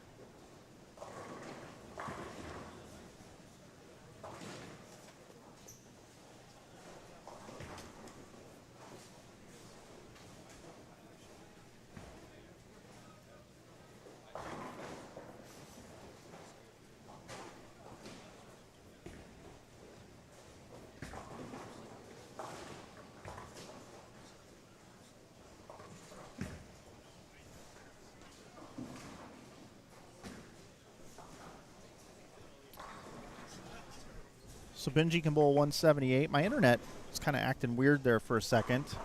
Everything coming through clear right now. I showed this replay, and I'm not sure if you guys got to see it, so I kind of want to play it again. This was Benji earlier throwing at the 2-8. Watch this. I think my internet connection went down. So Benji hits the 2. Okay. Like, this is, in my opinion, perfect. I mean, he could have stuck the shot, but who does that at a 2-8? And touches the pin. I mean, come on. Come on. Come on, man. Come on. Okay, cool, Sawblade. Just wanted to have a reason to show it again. Yeah, just my connection was just, it was red and blinking. Said I had no internet for about 15 seconds. Nick Crummell leaves the 2-4-8. Nick Pate going to be throwing at the 2-10. I say he's 65.5% to make this. Well, that's part of the 34.5, I guess. Oh, look at that 5 just saw out of there for a 4-bagger. How about that? Needs to be sponsored by Louis Vuitton or Coach. All right, here we go. Hook, hook, hook, hook, hook, hook, hook, hook, hook, hook, hook, hook. It did. Okay. So Nick can bowl 210. Steve Taylor still has 250 left. 251. A little bit of bowling going on here. Went bowling, shot a 250, and now I'm here with the scores to show. That's Vanilla Ice, by the way. My version of Ice Ice Baby. What kind of oil do you use? Ice Ice Baby. Dun, dun, dun, dun, dun, dun, dun. And Nick Crummell pummels the pins. How about that pair?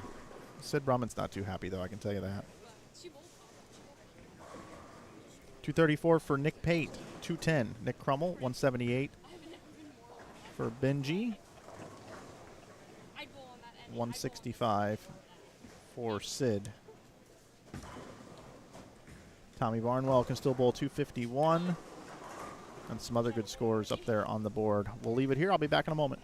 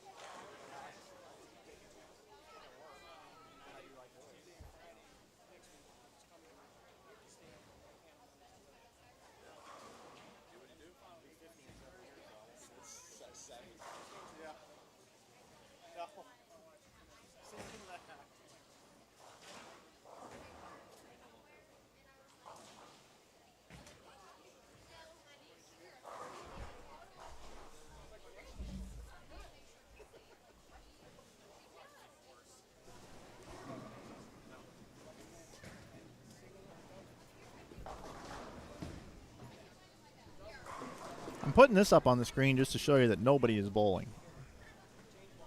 But we are getting ready to roll into game number 4. Tell you what, it's good catching up with people. Down there catching up with Crummel a little bit. I guess because 11 and 12 are underway, we'll go there first.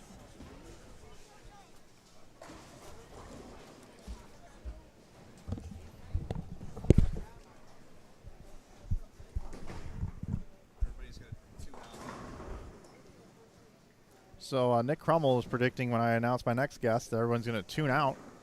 But let's bring in Matthew Gasson. What's going on? What's up, man? How we doing today? I'm good. Feeling all right? Yep, feel great. What's going on this? What is your? I always like to ask you. What is your prediction for the cut? Minus 50. Minus 50. How many are they taking? Well, I think it's 56. Minus 50. I mean, because they take 1 and 3. So if every squad was full, it's 56, 56, 56. Now, they had 55 this morning and 55 now. So I'm assuming Joe's going to take 56. Yeah, that would be about right. Right? I mean, I would assume that he would. He normally rounds up. Yeah, they're tricky. They were tricky yesterday, even in the practice session. You know, nobody's ball did the same thing twice. Out didn't look great, in didn't look great. It was tough to get your ball to, you know, consistently go to the pins. So I'm going to do something special for you. Oh, wow, I feel special. Yeah, you should. You have almost the same amount of letters as Tom Hess. So check this out. Ready? In the booth, Matt Gasson. I love it. I mean, isn't that hot? I mean, it's just. I feel special. I feel look at almost that. like a PBA. I almost feel like a PBA 50 Rookie of the Year and Player of the Year. Yeah, you should. So, Matt, I want to introduce you to a new word that I'm trying to get going viral. Okay. Okay. So, I'm going to lead you into this first of all, Matt, is whenever you see a good-looking, attractive woman or girl or whatever you want to say, or guy, whatever you're into, how would you describe that person if you're like, oh, hey, Mike, she is. Depends. What is the word? What is the go-to word? Hot. Hot. That is correct. You got it right. She's hot. You got it right. She's hot. She's hot. Right. That's what you say. Or he's hot, depending on whatever. Hot. Right. Exactly. Sure. Man, he's hot. She's hot. Whatever. Right. So I came up with a word that I'm trying to get trending. Okay. You add an H to the end of it. Yes. Like a lisp. You add that H on the end of it. You add that H on the end of it. So like Nick Pate throwing in a 5-pin. Oh, that's so hot. Right. Like. It's like a mixture of hot and goth. It's just very It's to another level of hot. All right. So hey man, your beard looking nice. You're looking hot. Hot. Right. It's just better. So All I'm right. trying to get that going. I play Rocket League now. You ever played that game? A couple times, yeah. I got to be honest. I go through like waves of playing video games, so I'll take. I know. Yeah, I'll play video games a ton for like 3 months, and I won't touch it for 2 years. I know. That's why I wanted to bring up video games for a second, talking it over with Matt Gasson here. You and I played some Madden back in the day at your place, and you schooled me on the same console. Yeah. And didn't we play online? Yeah, we might have played online a couple times. And I won. I don't remember who won. Yeah, I did, and you couldn't believe. You were like, "How could you be this terrible at my house?" And then online, yeah, I won. For sure, you were cheating. I get accused of cheating in video games. I'm 43 years old, and people accuse me. You don't have better things to do than cheat at Madden. So I've been playing this Rocket League game, which anybody out there that's listening, I highly recommend playing this game. Okay? It's fun. So I play video games with a guy by the name of Dave Cost, who's been in the industry. And I love playing with him because he hates losing. So it's just, I don't care if I lose, honestly. But when he loses, it's hilarious, right? So it's just satisfying. And then I've reconnected with my brother, who's 11 years older than me, and we play racing games and stuff. And then my nieces and my nephew, and all these people start playing. So we were playing like NHL hockey. You can play 2-on-2 on there, Yep. But it kind of glitches. Like, when that puck movement moves so fast that if the server's not right, man, the game can be totally screwed up by just a glitch, and that's not fun. So we were looking for a new game where 4 of us could play at one time, and we're not into the shooting games. We like sporting games, stuff like that. So, dude, Mario Kart and soccer combined is Rocket League. And we started playing this thing. We're highly competitive. The reason why I'm taking you here is you can create a team. So our team name is SOOOOOOOO space HOTH. So hot. So hot. And then you get like 4 letters that you can have next to your character name for your team. And we all got Hoth. So when we go on there, man, we are Team Hoth. So hot. And Hoth it's not an acronym for anything. It's just No. It's just we're that hot. We're good-looking people playing this game. Like, you're lucky we're not out meeting people because we're playing this game. You can't actually see us playing the game because we're nowhere near each other and behind a screen. But Right, you but have to assume that we're Hoth. We are very hot. Yeah. Right. Yeah. So that's why I bring up the video games. Got it. Which makes a lot of sense. But yeah, so that's a new one. That's, Matt and I are just catching up. We're friends. We've known each other a long time. We worked together for a while. I think my favorite thing that comes up on social media with you every year. The picture of the check. No, is it different? The picture, which check? The one with Sullivan? Yeah. No. That's not my favorite. Okay. My favorite is when you, Marshall, and Adam Barta won the Proprietors Cup thing. No, Boot Hill. That was the thing you streamed. That was Boot Hill. Yeah, Boot that was Hill. the trios. Yeah. Yeah. That's my favorite memory that comes up. Yeah. That was one of the first times we met, probably. That was 2012 or 13. Yeah. Isn't it weird to think? Well, look at that. Benji over there. All the things that have happened, all the places we've been since then, yeah. Yeah, just think about that, right? Like, I've been streaming for 12 years, dude. 12 years. Yeah. I'm about to retire. Yeah, it's been a long 10 years. It really has been. It really has been. I feel old. Yeah. I know it's crazy to say. Every time I say that, everyone gives me crap because they're like, "Oh, you're only 30." I'm like, I feel old, dude. I feel old. Yes. I have a new compartment in my backpack that I started carrying this year. It's my over 30 compartment. It has Tylenol and it has like a compression sock for my ankle. Really? Oh yeah.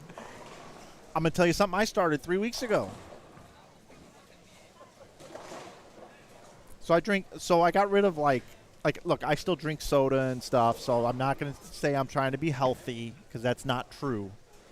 But I don't drink sweet tea anymore. I try to drink just tea, unsweet tea. I make it at home, Lipton instant tea, and I make a big pitcher of it. And I try to drink that more than anything else because it doesn't have any sugar or anything. So I read up about beet juice. Okay. Beet juice has like 14 things that it does good for your body. So you buy this powder. It's beet juice powder on Amazon or wherever you want to buy it. And I add a scoop to my iced tea. That's when you know you're in your 40s. And when you're 50s, it turns into prune juice. Yeah, exactly. Yeah, so man, that's for those of you who like tea or lemonade and are looking to keep it healthy, I do have a life hack. Chick-fil-A unsweet tea diet lemonade mix it's pretty good. Where it's at. Yeah. It's like the Diet Arnold Palmer. It's like a Diet Arnold Palmer, exactly. Very nice. And anyone who goes to Chick-fil-A knows their sweet tea is unmatched. I have a Chick-fil-A secret little weapon as well that I like to talk about. What sauce do you get? I mean, so I'm a sandwich person. So what I do is I actually don't like pickles on my chicken sandwich. So I just put mayo on them. But if I go to Chick-fil-A, their Chick-fil-A sauce is the best for me. Okay. I know everybody's into the Polynesian sauce there too. Yep, they are. And I like the honey mustard. But I have a sauce that's like a secret hidden sauce that nobody thinks to get there. And I'm telling you, it's the bomb. Ketchup? No, it's kind of Hoth. It's the. So you're using Hoth differently now. Now you're using it in terms of a temperature, not a temperature, but a spice. Buffalo sauce. Okay. They have their own buffalo sauce. And it's good. It is really nice, really really nice, because I like to get the nuggets. You can dunk them in there, right, and it covers the whole thing, and it's not like super thick sauce. It just coats them. So you could get, if you're into the diet thing and you want to go to Chick-fil-A, you could get some some grilled nuggets. Grilled nuggets. And put them in some buffalo sauce and get a diet lemonade and unsweet tea. Exactly. And be set. Yeah, and if you ate that for just 2 meals, skip a meal a day. If you had it for, your 2 meals a day, if you want to call it, brunch and dinner or whatever you want to do, right? Or dunch, as Steve Klumpkin likes to say. Dunch. That right there, that'll you eat that for a year, you're gonna lose weight. Oh, for sure. All right, so we got standings up after 3 games here. Zach Grime is leading at plus 71. Nick Pate is second at plus 50. Brittany Smith in third at plus 41. Steve Taylor and Nick Crummell are both at 35. Benji Martinez in sixth at plus 32. Tommy Barnwell in seventh at plus 23. Ryan Burks is eighth at plus 16. Brett Lloyd and Paul Bober are both plus 10. They are tied for ninth. Zach Rhodes is plus 9. He's in 11th. Jason Cragen is in 12th at plus 3. Tony Oliva is in 13th at plus 2. And 14th is Tyler Follett at plus 1. So we have 14 players plus. 15th is Jarrell Morris at minus 3. And then 16th is Scott Merritt at minus 13. So there you go. And 3 of the top 6 of the squad are on the pair right in front of us here. Yeah, and we had just seen them the last game. Yeah, I've been following this pair all day. Nick bowled 258 his first game, and then I think he bowled 155 his second game, and then he Greek churched in the 10th last game for 234. And then he came over to this pair and his ball hooked 10 feet sooner. So they're just very touchy pair to pair. Oh, yeah. Yeah, they are. No question.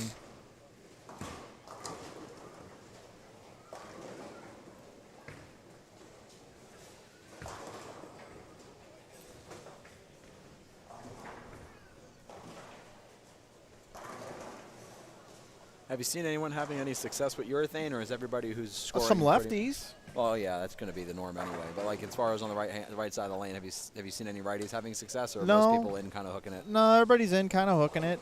Not giving away the head pin. Hess told me that outside of 8 is completely you can't play it.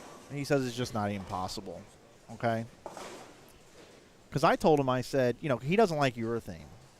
Okay, which I've covered him all summer on the PBA 50 on those shorter patterns. I wanted to see him with a fast pitch or pitch black. I wanted to at least see him try it. Like I've never seen him do it. He says it just doesn't work for him. But yeah, he drills him too weak. I had a conversation with him at the 11th frame last month. He's got an insight that he throws instead. That's what he uses. So I say, hey, you got your insight with you, man? I'd like to see that out. Oh no, can't go right 8. Okay. All right. I just have like a weird feeling that there's like this little something out there. So I practiced yesterday, and the first thing that I do on any pattern, I don't care what pattern it is, the first thing I'm going to do is try the gutter with urethane. And it looked okay. It was a little bit touchy. I felt the same way across the entire lane with any ball and any angle, so I'm going to give it another whirl. The thing that I saw was that there was just no hold to the left, and if you got to go into the right, it was a little bit inconsistent. So what I'm going to I actually went into the pro shop. Normally I throw my urethane balls with like 500 or 360 grit on them. And I went into the pro shop, and I took my fast pitch to 3,000 grit. And I'm going to try to stay to the right and basically lay it down as far to the right as I can and try to get it to hook as early as I can and see what that looks like. Nice. I like the plan. Bring it into the booth. You got a Hoth individual right here. Definitely Hoth. And a couple of okay half Hoths right here, half Hoths. We got a new word, Nick. We're trying to get it trending. You know when you see like a good-looking girl or something, or a girl sees a good-looking guy, they say, "Oh, he's hot," or "She's hot," right? Well, I'm adding an H, so we're looking for Hoth. Yeah, like that. It just takes it over the top. I don't know what's trending ever. So. Well, this is a new one. I'm starting it right now. You'll be on the ground floor, Nick. I like that. But everybody knew I already liked it. Let's go over here.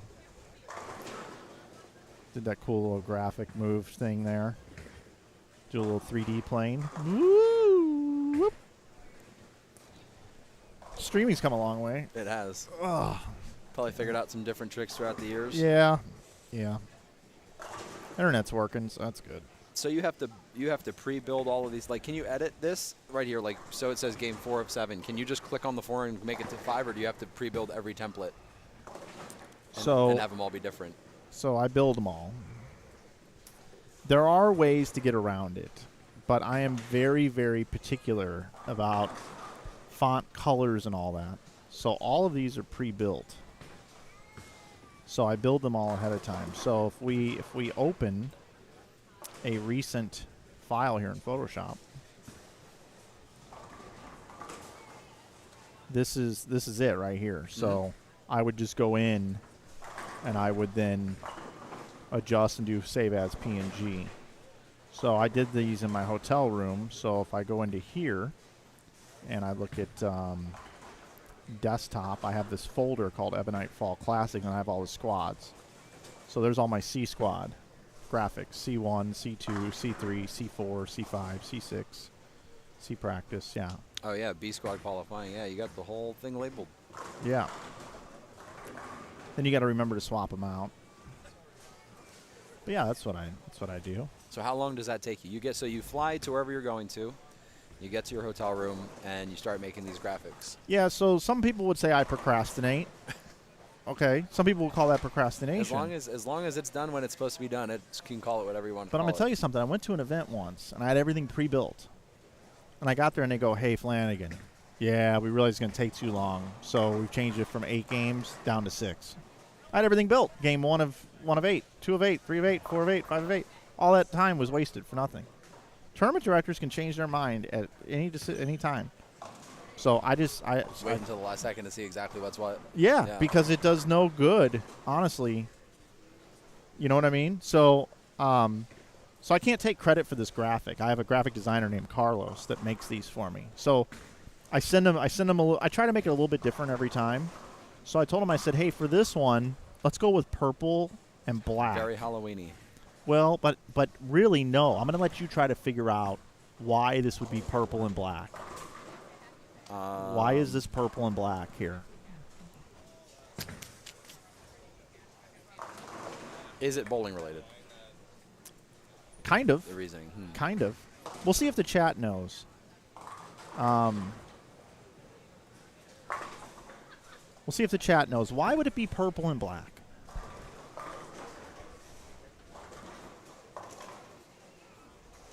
It looks very Halloween-y to me. I don't know if I'm out of ideas after Halloween. It does look Halloween.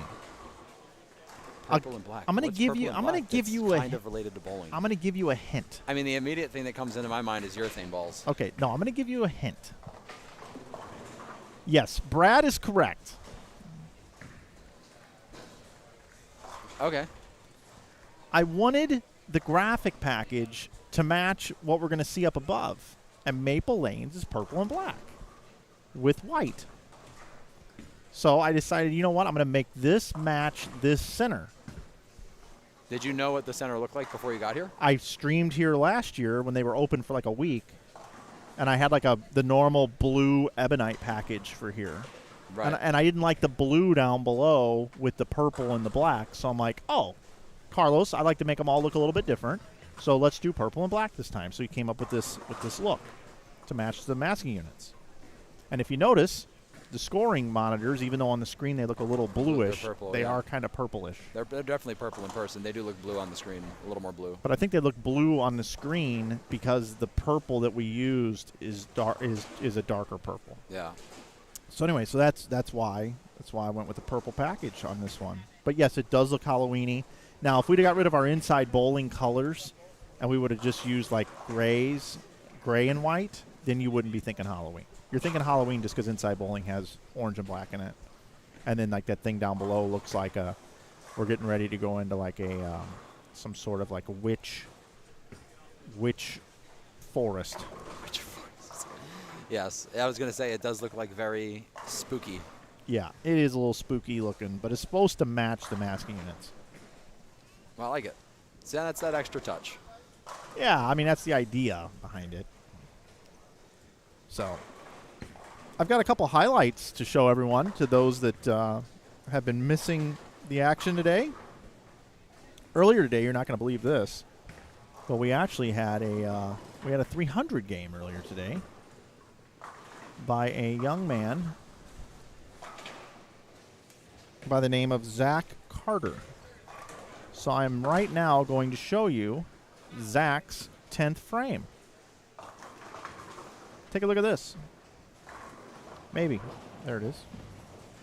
Here is Zach in the 10th frame. This is his final shot. I can't believe we had a 300 game on this pattern.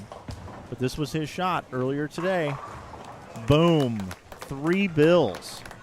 That's 3 impressive bills. on this pattern. I know, isn't it? Gotta be honest. This environment, it's very tough to get your ball to do the same thing 12 times in a row. And then this just happened. Well, we got to see if the 410 gets picked by Barnwell real quick. We got to give him his credit here. Oh, this just happened just a little bit ago, and we showed it a couple times. I'm going to show it to you, Matt. Take a look at this. I think you might have seen it in real time.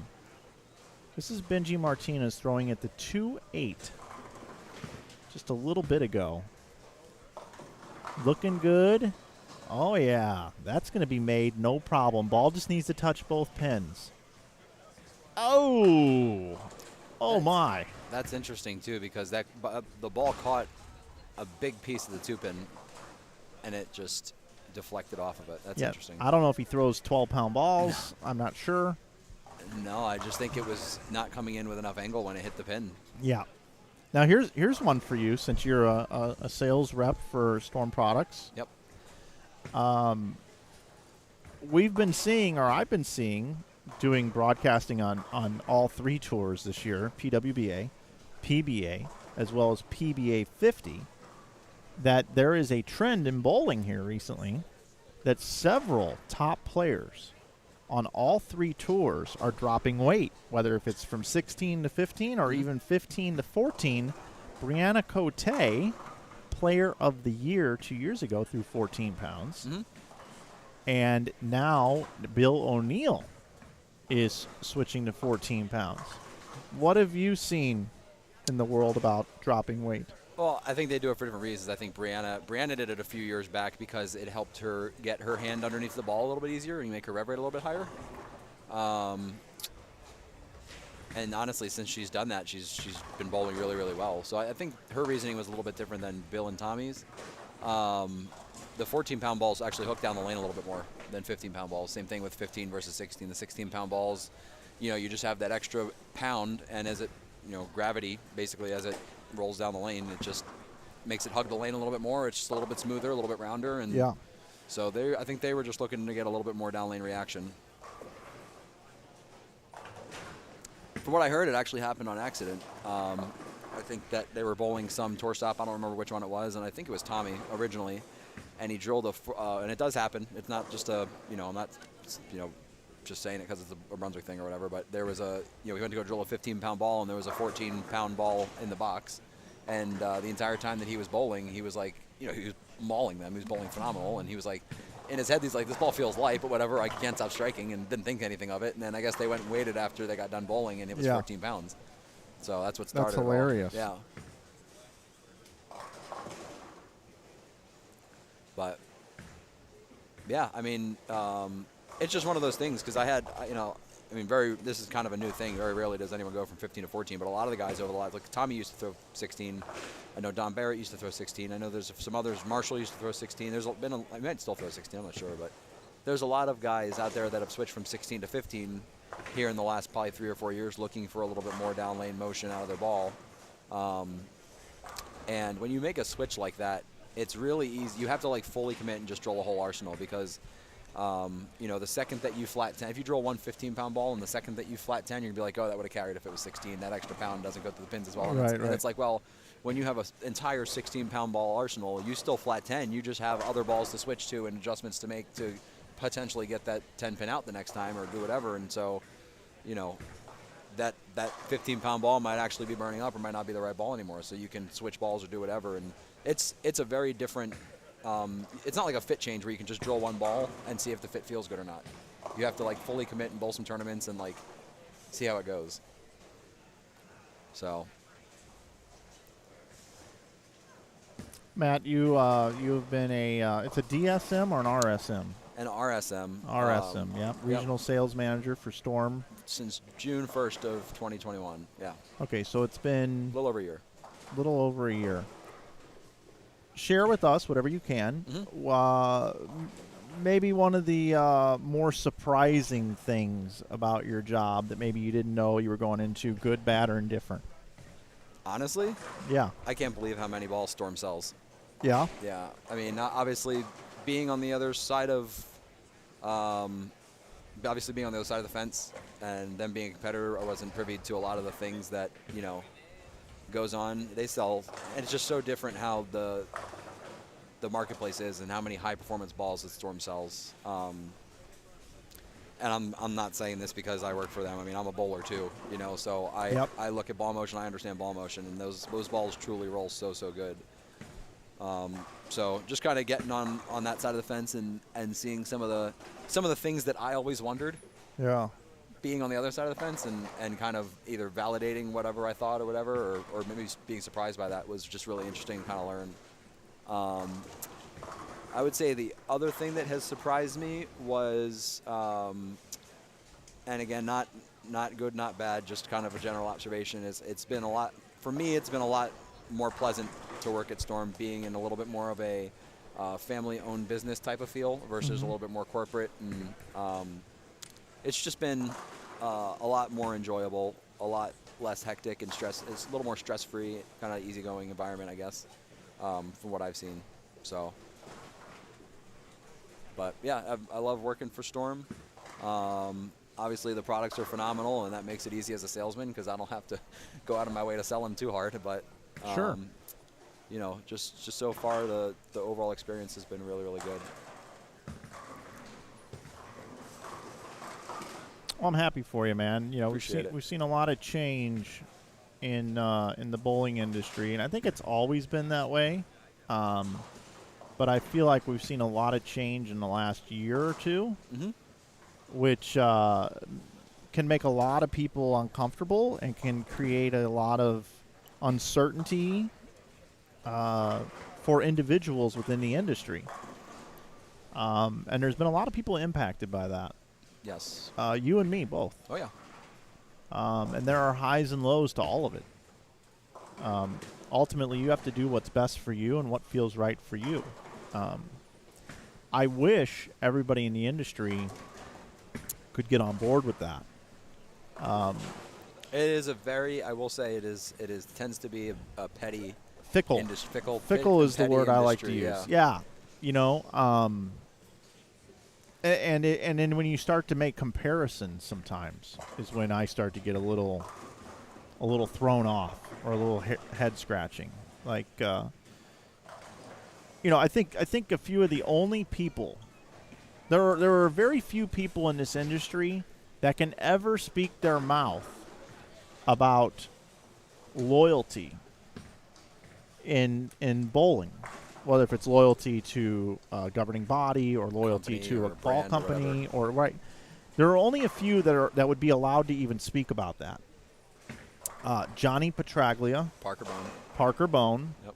And then when you start making this short list, those guys would never even talk about that because they're that good of people. It's not even something they would even bring up. They would never say, "Oh, you got to be more loyal." They just. Yeah. Because they're such good people. I've always kind of said the same thing. It's always loyalty, kind of push the brand. And I know that obviously as a brand, of course, you want that too. But, it's also got to be a two-way street. We got to support them.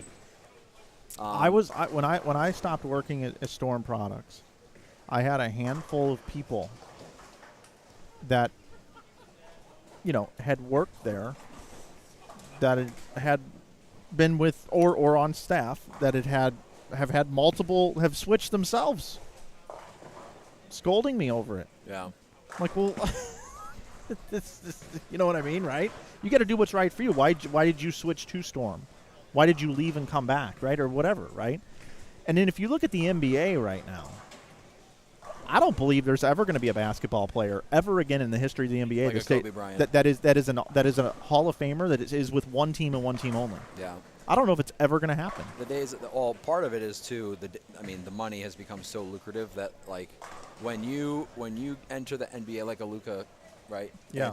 And he enters the NBA and he gets his rookie deal and he has the success that he has early, and then all of a sudden that contract runs out and he's eligible for some type of player Right. max, and it's going to be a bidding war. Yeah. Good luck. Yeah. You know what I that's just- mean? Yeah. And in bowling, I think it gets It's kind kind of of like live golf. It's like what's happening with golf right now too, a little bit. right. Yeah, if a play, right. I think live is a little different because there's some intricacies there, but you take a player like Dom Barrett, right? Like if he decides things wouldn't be working for him with Brunswick at some point in time, things happen. Sure. Upper management changes, relationships change, materials could change. Who knows, right? I'm just throwing out this generic thing. And if he ever wanted to say, well, you know what? I need to make a change. He should be able to walk right back in the Storm and be like, hey, guys, things aren't working out. Worked out for a while, but hey, I'd like to potentially come back. And it should, in my opinion, it should be perfectly, totally fine. And that's just one. I just came up with an example. Shannon O'Keefe just got back with Storm. She was with Storm, then she went to Deviate, and then she went to Hammer, and now she's with Rotogrip. Sure. Right? Top player with damn near all the brands. And that wasn't a Deviate plug, by the way, either. But no, the point in the matter is I love to see that she can do that with no animosity. Yeah, I think that for the most part, for the most part, the brands can do that as well. I think the only thing that would hold brands back from doing that is if somebody switched from their brand to another brand and didn't do it the right way, or caused some type of commotion, or pissed somebody off, or did whatever. They left in the middle of their contract, or just whatever it might be. They even if they did it the right way and they left and were immediately outspoken about the last brand, there's some better ways to handle things than others. That would be about the only way that I would ever be like, I don't know if I would welcome them back type of thing. Yep. But, yeah. I mean, other than that, yeah, if you do it the right way and you handle we always say that at Storm, the only thing we don't want you to do is leave in the middle of your contract. You agreed to be with us through X date, you fulfill that, and you want to leave, you're always going to be welcome back. So, are you guys on rolling calendar years now? So our contract, I think it's a little bit different. We actually have, I believe it's like alternating years. So like Pro Shop and Amateur are like every 2 years, and then the years in between that, it's pro contracts every 2 years. So like every year we're doing contracts. It's just a matter of for who. The thing I never liked was what you just said. You don't leave your contract early. Well, then shouldn't all the ball companies be on the same calendar? Yeah, that's true. Because it's impossible. So you're going to burn a bridge. It's impossible, right? Because isn't EBI's in or it was in April? No, EBI's was always a. I just remember they weren't all running at the same time. So if you wanted to switch. I mean, Ragaccio would be the one that would remember that. Yeah. I don't remember. I just remember it being an issue. I remember a guy came to me that wanted to switch, and he was like, they're getting all butthurt at me, but the other companies can sign any time of the year. That's just when their current contracts expire and renew. So like if someone needed to stay with us until December, they could get signed elsewhere in the middle of the contract term. Right, but it makes that company uncomfortable because ours are in April. Yeah, it's all depending on how they want to. I mean, if that's the way they want to take it. I've always been if you sign a contract or if you put your name on something, you should honor it. Especially when we're talking about a year. It's not like it's. I mean, now a lot of these contracts have become 2 years, but even so, it's if you agree to do something like that, you should kind of uphold it, and that's just. I agree. It's just I just don't feel like that they all work together on making it easy for the player. I think a lot of it also has to do with how every company. I think you are right. I believe the way that Ebonite did their contracts, they were from May 1st to April 30th, but that was because that's how their fiscal year ran. Right. And I believe Storm's is calendar year, and Brunswick does theirs June 1st to May 31st. Yeah, that's what it was. Yeah. Yep. So right. all three companies were on different. Yeah. Yeah. So if you wanted to switch, right, it's like you have to get out of your deal when your contract's over then the new company has to make a pardon for you and put you on a Short time frame. short term. Right. You know, and it's like, you know, it's just weird. Yeah. And the only reason why I think it's weird is because then people, you know, get upset when people leave. But I get it. You know, there are a lot of people in Utah are upset Donovan Mitchell left. Who? Donovan Mitchell. Oh, the basketball player. I thought we were talking about bowling. Okay. Yeah. No. Yeah. Right. Who does he play for now? Cavs. Okay. He got traded to the Cavs. Right. But that wasn't Donovan's choice. That was the team's choice. Sure. Maybe that's the way it should be in bowling. Maybe the company the brands should own the players. Yeah, and then they trade them. Yeah. That would be better. I mean, honestly, that's the way. I mean, other than I guess bowling being an individual sport. I mean, I hate to compare it to golf, but in a lot of ways it is. But it's not a team sport. Yeah. Right. But the way that we treat it, it kind of almost is. I know. It is. It's an interesting topic.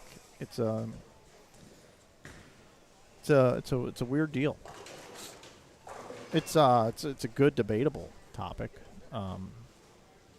But yeah, man. No, I'm just I'm happy for you. You know, I think bowling is pretty healthy right now. I mean, pro shops are selling a lot more stuff. Doesn't matter what brand it is. Obviously, this event is sponsored by Ebonite. We want to thank Ebonite and the Brands of Brunswick for all they do for bowling as well. I know you work for Storm, but you know, as title sponsor absolutely, here. But no, thank you know, do. I mean, and as a bowler, I appreciate them supporting the event. Absolutely, and giving us more to bowl for sure. Totally. But yeah, I think bowling's doing pretty well. So like I said, I walk into a lot of pro shops. Yeah. That's what I do for a living. And one of the questions I always ask is what their numbers are like in the pro shop and in the center, comparatively speaking, to pre-COVID. And I would say 80-ish% of pro shops are above. They have more league bowlers in the center than what they had pre-COVID, and they're blowing away their numbers pre-COVID. Yep. Now, some of that has to do with there's been a lot of price increases in the industry, comparatively speaking, so they're making a lot more money. But just in general, everybody's numbers are way up. So, yeah, I think when you take something away from someone, right? Like you don't know what you got till it's gone type of thing. Yeah. Yeah. Exactly. And when COVID went down, there were a lot of people that couldn't bowl. They were told you can't bowl. Yep. And they were like, "Whoa, wait a minute, I can't bowl." And then when it all came back, it's like, man, I like this more than I thought that I did. And I think people during COVID too, because there were a lot of new bowlers that picked bowling up during COVID or maybe just post-COVID, where you know, all of a sudden everybody's more aware of germs and they realize how gross putting your feet in the shoes are and the house balls, and so they got their own equipment and, you know, I feel like once you're financially invested in something, you're more likely to continue to do it. And I also think it made people realize how relatively inexpensive bowling is, comparatively speaking, to a lot of other sports. Yeah. Well, I mean, think about this. If you go to like a high-end go-kart track, okay, I consider you get in a go-kart. That's kind of it's a public thing, right? Put your hands on a wheel, whatever, you know. If you go to one of these like high-end ones, you got to like take like a little course. You got to sit through like an instructional video. They put a helmet on you, all this stuff, and you got to normally pay like $25 just to be able to be in the go-kart thing, right? And then they charge like $30 per race or something. But you go super fast and all this crazy stuff, right? Well, imagine in bowling, all you got to do is buy a pair of shoes. How much can you get a cheap pair of shoes for in a pro shop? What do those run? A cheap pair? Yeah, you know, just $35. Yeah. Yeah. So it's the same as just having to learn how to drive the go-kart. Yeah. And you own some shoes. Yeah, you own some shoes, I think you're right. You know, they don't really go bad. You know, you go bowl 5-6 times a year with the family. You know, you can wear those shoes probably for the next 10 years. Yeah. Realistically, I mean, they don't really go bad. Same thing with bags. Every once in a while, a ball might crack or something, but. Yeah, and then when you get shoes or something like that, then like you want to say to yourself, "Well, I bought these shoes, I better use them." Yeah, so you start bowling more. Once you're financially invested in something, you're more likely to go repeat it. Yeah, and then when you go to like you know, your job, you know, hey Betty, let's go bowling. I got these cute new bowling shoes. You got to check them out. And more people to come do it. Exactly. Yeah. That's kind of cool. So, yeah, just hearing a lot of that across the industry, at least in my territory. And I'm also in a very interesting, you know, geographically, I'm in a very interesting area in the United States where it's almost like a school year. Like basically from Memorial Day to Labor Day, nobody bowls. You know, everybody's fishing and golfing. They're out at the lakes. They're doing whatever. They're taking advantage of the nice weather while they have it. And then, you know, once it starts to snow or once it gets cold out and they can't go do those things anymore, everybody's in the bowling center. So a lot of my pro shops close for the summer. So a lot of bowling centers actually close for the entire summer. So it's just interesting how it works and how different it is depending on where you are in the United States too. But yeah, during that basically September to May time frame, I mean, bowling in this area in this part of the United States is huge. Yeah, no doubt. Got bowling here coming up, game number 5, 11 through 14. I see our man Rob Amers. You know Rob, don't you? I do know Mr. Rob Amers. He's a very good networker. Rob is very fun. He's a fun guy. Brittany Smith, Jay Sandhagen, and Sarah Smith bowling on that pair as well. Jack Baker, Jordan Schottmer, Jet Bonifacio, and Ethan Irvin on 13 and 14.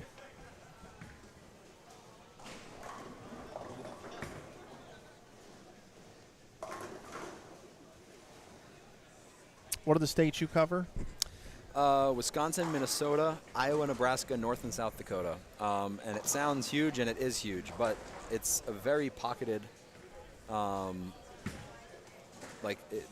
is basically in certain pockets for the most part. I mean, you've got your Milwaukee, your Madison in Wisconsin, and then there's some bowling, you know, it stretches out a little further north than that, but, you know, you got Minneapolis in Minnesota, you got basically Davenport, Cedar Rapids, and Des Moines in Iowa, and you've got Omaha in Nebraska, and then Sioux Falls actually in South Dakota is a decent little bowling area. And then other than that, it's a lot more kind of remote, smaller, family-owned 8-lane, 12-lane, maybe 16-lane centers. And so, but yeah, a lot of, like I said, anywhere in the Midwest is going to be big in bowling because when there's snow on the ground, nobody's outside doing anything else. So. Yep. You know, I believe the St. Paul and Minneapolis local sanctioning combined into one, and I believe they overtook Detroit with the largest number of sanctioned bowlers in the country in that area. So there's a lot of bowlers up there. And there's actually a lot of, the other thing about it is there's a lot of plant workers in this area, and so basically they get done with their shifts and they go bowl a league, and a lot of these plants run 3/8. So they get done get done with their 8-hour shift in 6 in the morning. And there's actually a lot of bowling centers that are open 24 hours. So they go over and bowl a league at early in the morning or something. Yeah, it's very cool. So.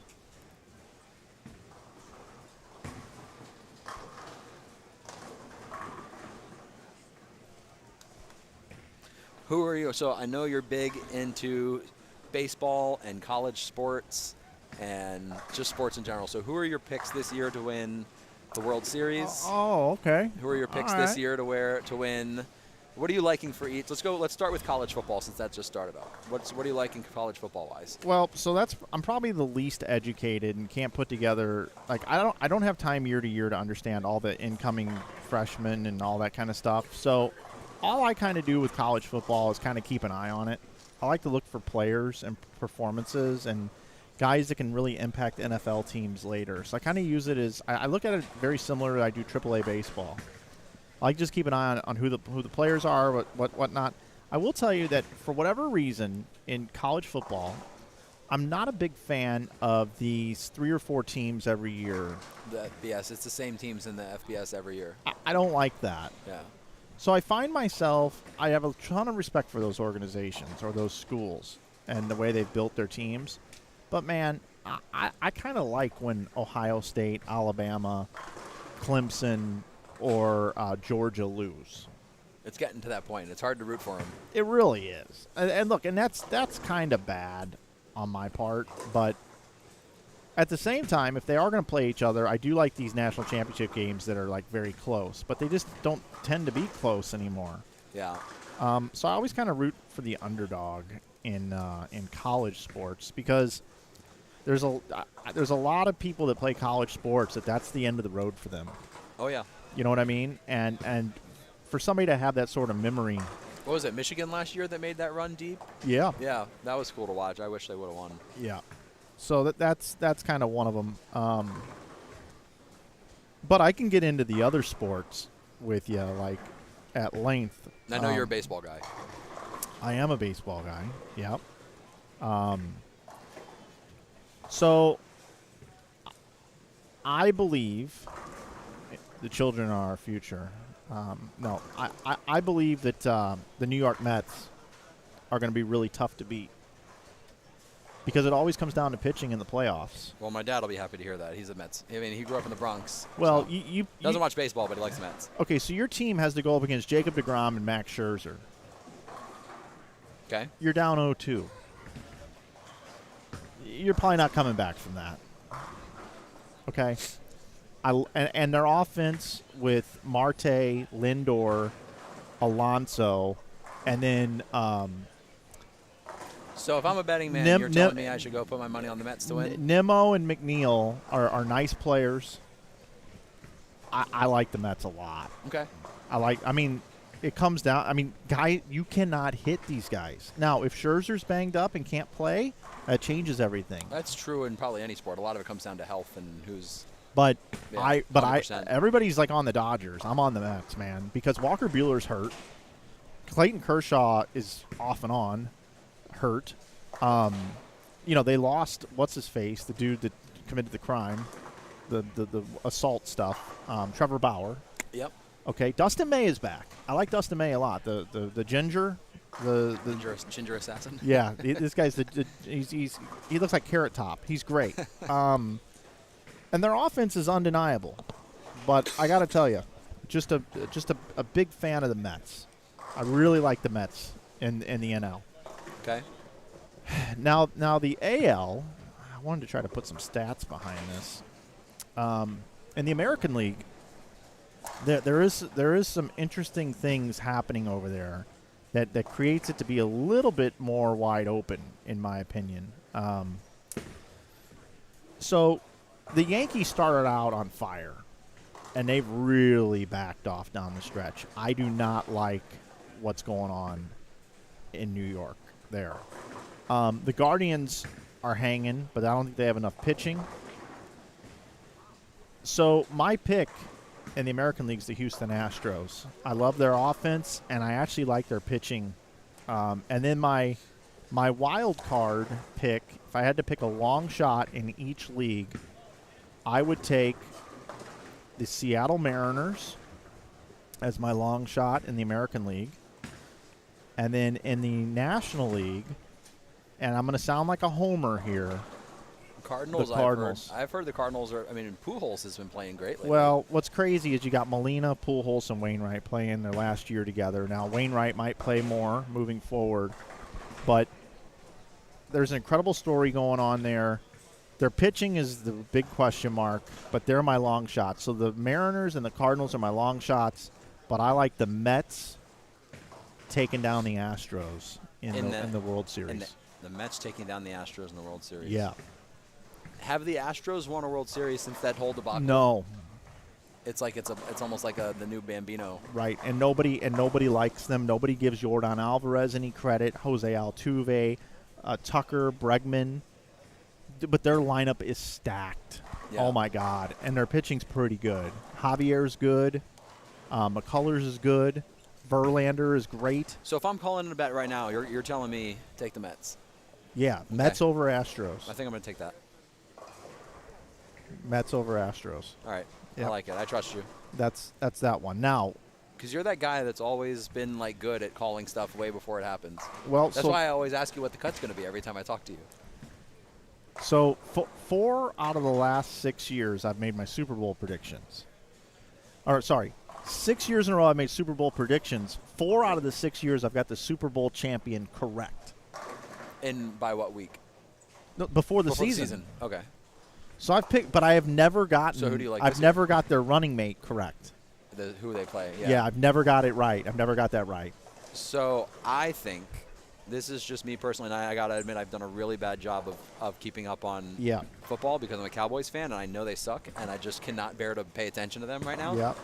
I have a really good feeling about the Buffalo Bills. Okay, well, they're the favorites. Are they? Oh, I didn't even know that. Yeah, Okay. they're the favorites. So they are not my pick. Really? Okay. I have a really good feeling about the Buffalo Bills. And the only other teams that I could see maybe making a run at that would be... I hate to keep giving Tom Brady all the credit, but like that guy just knows how to win. Yeah, it's hard to bet against him. Evidently, he and his wife are having some marital issues. Yes, they are. Yes. So that could work in one of two ways for Tom. It could be motivation, or it could be yeah. It's something new. However, I made my predictions way back during the PBA 50. I made them on the air, and then I posted them on my Facebook page. So my pick before the season was the Indianapolis Colts over the Dallas Cowboys. Okay, I mean that. Yeah. Before the season started, you thought the Cowboys were going to get to the Super Bowl. I did. Wow. I have watched them fail. I don't think the Cowboys, I don't care how much talent they have, I don't think it is possible for them to make it that deep in the playoffs because of the coaching staff and the front office that they have. I don't think that they have it. Look, I'm not a fan of Mike McCarthy. I like him as a person, but I don't like what he. So anyway, I am not 100% out on the Cowboys. I think the Cowboys could still make the Super Bowl. Even with Prescott being out these next 4, my concern is even getting to the playoffs at this point, because I don't think Cooper Rush is winning a game the next 4 to 6 weeks, or however many weeks. They said 6 to 8 weeks. See, and I disagree.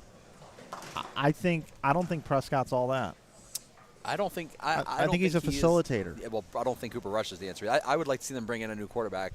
So I saw a graphic that popped up. So here's the thing: we traded away Amari Cooper. Yep. And one of the things that he did well was most of the time he had 2 on him, and it allowed some of these other guys, like in years past, Butler and this new guy CeeDee Lamb, and they were always man to man, and they were getting open. And now that he's gone, these other receivers can't get open. Dak can't throw downfield, so he's just back to throwing these dump passes. And Cooper Rush, I don't think, is the answer. I would love to see them bring in. I don't think he's the answer. I would honestly not be opposed to, and I'll probably get some lash for saying this, but I would not be opposed to either a Cam Newton or even giving somebody like Colin Kaepernick another chance. Yeah, I'm good with the Newton thing. Okay, so the Cowboys, they lost to the Tampa Bay Buccaneers, and they looked bad. They looked very poor. They looked bad. Okay, all right. So do you remember last year, Week 1? What happened to the Green Bay Packers Week 1? Aaron Rodgers is a little bit different animal. But, yeah, they got blown off the field. And that was amidst all the Rodgers drama and him coming back. And they said the Packers were done. Yeah. And they made it to the NFC Championship game. Okay? So, the NFL week to week, it's hot take central based off of 1 week. Okay? The Cowboys have 2 guys on defense that can change a game. And who's that in your opinion? Micah Parsons and Diggs. Okay. Okay, they have 2 guys that can completely turn a game around on defense. So they allowed 19 points against the Tampa Bay Buccaneers. Do you want to hear an interesting stat on that? Because that's Stefon Diggs' brother. I know. Yeah. So Trayvon. Yeah. So he last season I believe he led the entire NFL in picks. He also led the entire NFL in yards against him. I know that. I know that. So you just never know what you're going to get. I know. Yeah. I know. So. But this is his sophomore year. I think he takes the next step. Yeah, I hope you're right. Trust me, I'm not saying you're going to be wrong. I hope you're right. Micah Parsons right. is a beast. Yeah. Typically, the sophomore year is the hardest because people figure out how to play you. Okay, so the Cowboys play the Bengals this week. Right. I think they lose. I think after Joey B, after what he did last week, I think he's going to pick them apart. Okay, so here's the thing: the Cowboys win the game if they sack Burrow 5 or more times. I think they win any game if they sack anybody 5 or more times. It's just a matter of them being aggressive enough and they're gonna sack Burrow 5 times. That game's gonna be closer than people think. Okay, I'm just telling you, it's gonna be closer. Then they play the Giants. Then they play the Commanders. I think the Cowboys could start 3-1. I'm not kidding. Interesting. Well, that is, I mean, honestly, and in years past, that's the reason why they've been as successful as they have, because the rest of the division has been so bad. They've had 6 wins. I know. They don't have too tough of a schedule. Anyway, I'm not ruling it out. It doesn't look good for me, but I'm bullish on Lamb. I'm bullish on Gallup. Is he going to play this week? I'm not sure. I'm not either. And I like Schultz. And I like Pollard. And I like Zeke also. I like what they got going on. So anyway, they were my pick, and I got the Colts winning it all. Interesting. And that's with Matt Ryan. Who Matt Ryan's playing for the Colts. Matt Ryan. Who was who was the quarterback before Matt got traded there? Wentz. And he's the backup. No, Wentz went to Washington. Oh, that's right. That's right. I think Washington's going to win the division this year. Yeah, I don't think so, but look, it is wide open. I will say that. But yeah, trust me, I would love your prediction to come right. Okay, so last year Matthew Stafford won the Super Bowl. Mm-hmm. How many years did he play for the Rams before that? 1. No, that was for 0. sure. Yeah. Right. Okay. The year before, Tom Brady won the Super Bowl. How many years did he play for Tampa before that? That was the first one. Okay, Matt Ryan this year. He's going to win the Super Bowl. How many years did he play for Indianapolis before that? 0. I don't know. I mean, I don't. The trend continues. I hope. I mean, they're in a horrible Matt division. Ryan. I like Matt Ryan. I never thought that he was. It's kind of like. I think there's a couple of quarterbacks that are just the top tier quarterbacks, and then I think there's a group right under them, and then I think there's everybody else. Yeah. And I think the group who is in everybody else just has no chance to win every year. Do you know Matt Ryan's won an MVP? Hmm? Do you know that Matt Ryan has played in a Super Bowl, that his team lost him? His coaches lost it for him? They were up 28-3. Do you know, as an analyst, he's one of the smartest analysts I've ever listened to ever in my life? And do you know that he has Jonathan Taylor, the #1 pick in fantasy? He's an unbelievable running back, dual threat running back. Guy can win a game for you. Okay, you don't have to do much. He's got Michael Pittman, who's unbelievable as a receiver. How's the defense? The defense is good. The defense is good. Okay? And guess what? Who's in their division? It's the Browns? The Houston Texans. It's not the Browns. That's not the Browns. The Jacksonville Jaguars. Isn't the Titans? And the Tennessee Titans. Yeah. So I think they go 5-1 in their division, although they can't really go 5-1 because that's what I said before the season. They tied Houston the first week. They came out very flat, very bad play calling, and they rallied back to tie. And then they played to a tie. Indianapolis, man, I think they're going to home field advantage in a dome, and they're built for that. And they're in the AFC, so they've got to go through who? Well, they got to go through the Buffalo. Yeah. Buffalo will be their toughest because that AFC Kansas West. City's a wild card. But Kansas City, Vegas, Denver, and San Diego, they're just going to beat each other up all year. They're not getting home field. Nobody from the West is getting home field. Sorry. Yeah. Ain't happening. Yeah. Buffalo or Indianapolis is going to get home field. And I like Indy. I like Indy a lot. I like Indy a whole lot. So that's my pick in the NFL. Interesting. And who's the coach? Who's coaching Indy now? Because that comes back to that too. I always forget his name.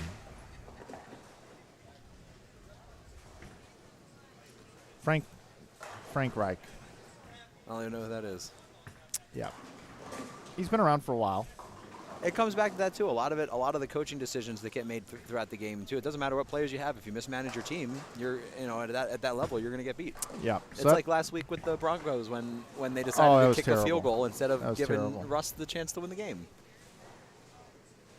And I like our comments here in the chat as we're talking a little NFL football here, getting off the rails a little bit here this afternoon. Those are my baseball and NFL picks. In the NBA this year, and I haven't even really broken this down. I really haven't. I'm not really prepared here for this. Well, that's the thing about the NFL is there's injuries really affect it, and there's 16 more weeks at this point. 17 more weeks at this point, whatever it is. But I do really like Cleveland. Who is the quarterback at Cleveland now? No. We're talking NBA. Oh, now. NBA. Yeah, okay. I've switched. The Cavaliers. I really like them.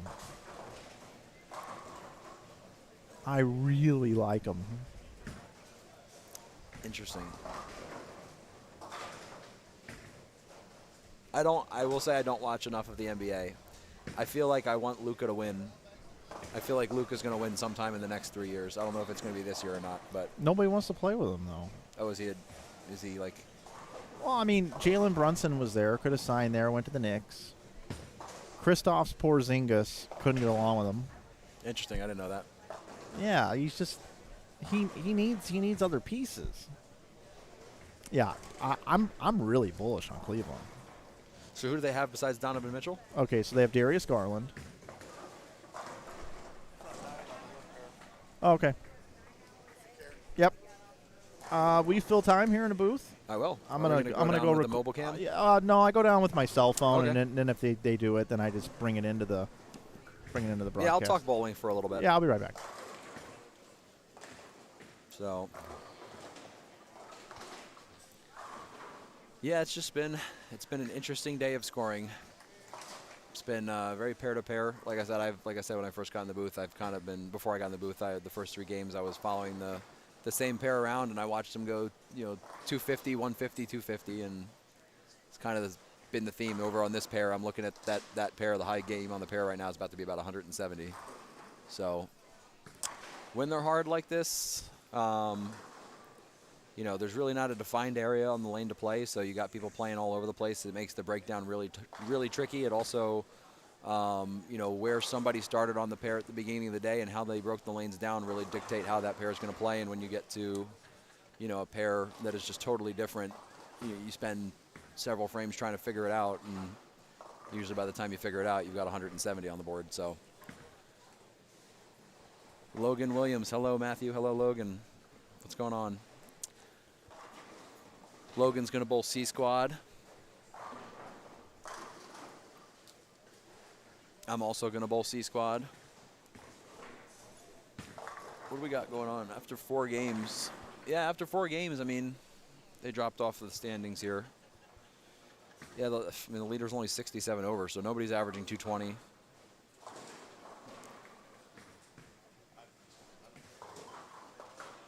They're just tough. They're pair to pair. It's tough to get your ball to strike even when you have it.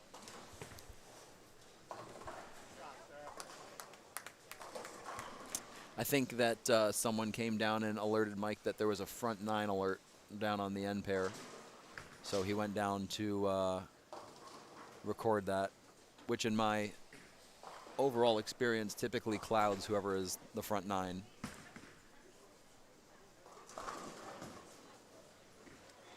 But I'm rooting for them. Hopefully they get it done.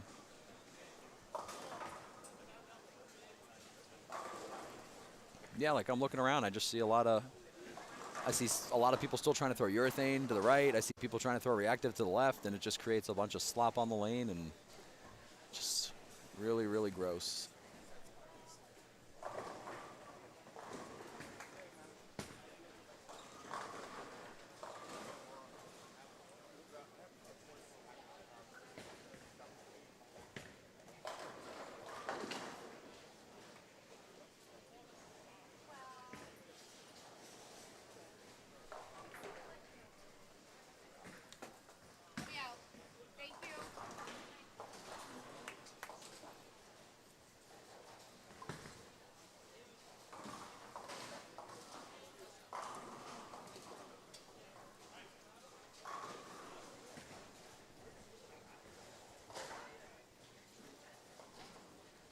I'll give a quick plug to the bowling center here. For those that don't know, Maple Lanes a little over a year ago had a fire and actually pretty much lost their whole facility and had to rebuild from the ground up. So this is their new bowling center that they just opened maybe around this time last year, or maybe summertime of last year. And it is just absolutely beautiful. They've done a great job with the remodel. Brand new lanes, brand new machines, brand new scoring. Awesome snack bar, great bar area.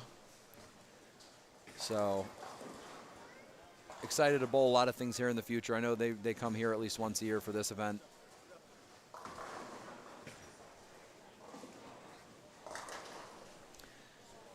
And Joe Engelkiss and the Greater Iowa Bowling Association put on a lot of great events throughout the year, so big thanks to him as well and his entire team. It's tough to run tournament series these days.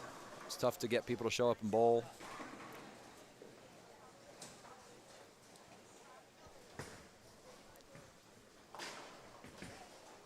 But Joe does a great job at selling these events out. You know, these majors that he runs, there's 150 to 200 bowlers at them, sometimes more.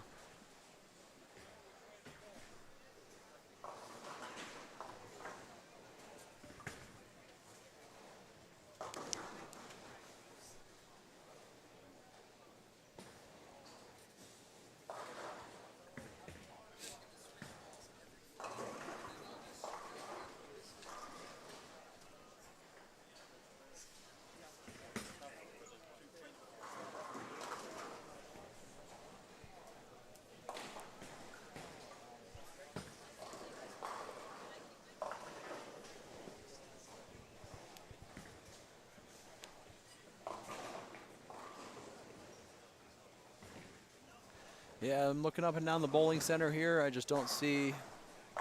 I see like 5 games over 200 right now. This game. This is game 5. Yeah, 5. So they've got 2 more after this. Kind of going through that next area of transition, it looks like, and people are kind of trying to figure out where to go from here. The one thing about these, you know, in general, there's not a whole lot of bowling centers installing new lane surfaces, and I know this is a brand new lane surface, but this is SPL. It's a very high friction lane surface, and when the lane surfaces have this much friction on them, it gets really tricky as you move left and create more angle. The more angle that you create, the longer your ball stays on the lane, the more time it has to burn up. The more it burns up, the harder it is to create angle down the lane, and as you're trying to throw it left to right, it just gets really squirrely down the lane. It gets really hard to kind of consistently get your ball to go through the pins the right way. And especially some of these centers that have really, really deep track areas. You know, that 8 to 12 zone down the lane, you know, as your ball, you know, if you're playing an angle that's, you know, steep enough to where it gets right of that, you know, it gets on the other side of that track and uses up so much energy trying to cross that friction area in the track that it just is out of energy trying to come back around it. So, you know, it's really tough to probably see on the camera, but you can just stand behind the balls here and watch them hook 2 or 3 times as they go down the lane. And just, like I said, by the time they get to the end of the pattern, they're just very confused about what to do. And that's why they say straighter is greater.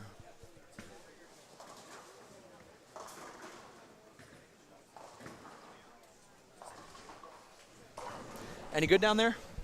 No, black clouded. I just said when you left, I said, you know, you went down there to go film a potential 300 game, and in my experience, the camera comes out, and typically the cloud happens.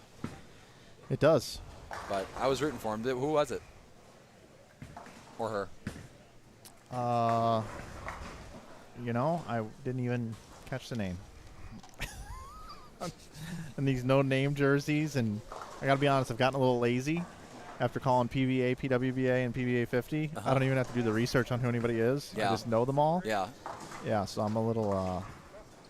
That should just be a general rule at live stream events, is you have to wear a name shirt. Yeah. Or do something that's memorable enough that I have to remember your name. It's hard, man. I know it. 3 squads. Well, junior gold is equally as hard. Sure. God, doing those shows, holy cow, is that hard. Because it may be their only time they're ever going to be on, you know, like a TV, like a, you know, a major event. So you don't want to screw it up. Yeah. Okay, scores after 4. Tony Oliva, your leader, at plus 67. Brittany Smith, second at plus 59. Nick Pate, plus 48. Is in third. Benji Martinez, fourth at plus 44. Steve Taylor, fifth at plus 38. Paul Bober, sixth at plus 35. Seventh, Ryan Burks at plus 24. Nick Crummell is eighth at plus 22. Tommy Barnwell, ninth at plus 17. Zach Grime is 10th at plus 15. 11th is Tony DeVita, plus 11 at plus 8. And 12th is Jarrell Morris. 13th is Brody Green at +3. Jason Cragen is 14th at +2. Zach Rhodes is 15th at -5, and Chris Hill is 16th at -14. So if we take 19 from every squad, we're looking around 30 under or so is the number now, if you were to play this thing out. But there's a lot of bowling left. Yeah, I mean, that's why I like bowling C squad. I mean, it's probably the toughest squad to bowl because you end up most of the time you're sitting around all day and you get done late. And but I always want to know what I need because it's going to change my game plan of how I plan to attack the lanes. If I bowl A squad this morning, which I was originally on, and I was able to have Joe switch me to C squad. You don't know what the scoring pace is going to be like, and how you game plan and how you attack the lanes and how you manage certain situations largely depends on what the scoring pace is and how far in or out of it you are. And when you bowl these events like this that have 3 squads and you don't know what the scoring pace is really going to be like, or I would just much prefer know what I need to do so that I can plan accordingly. Sure.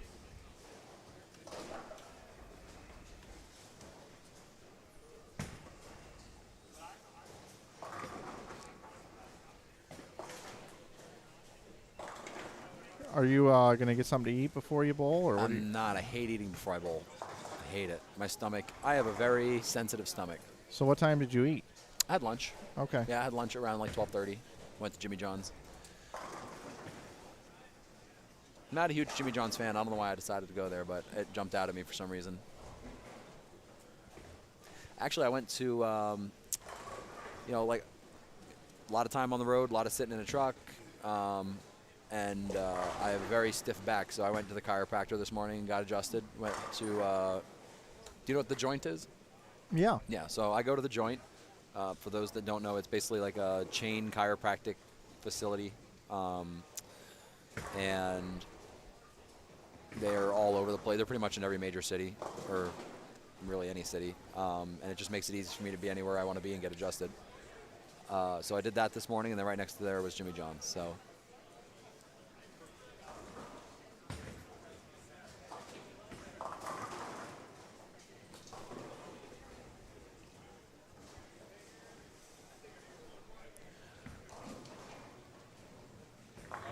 Let's play another game.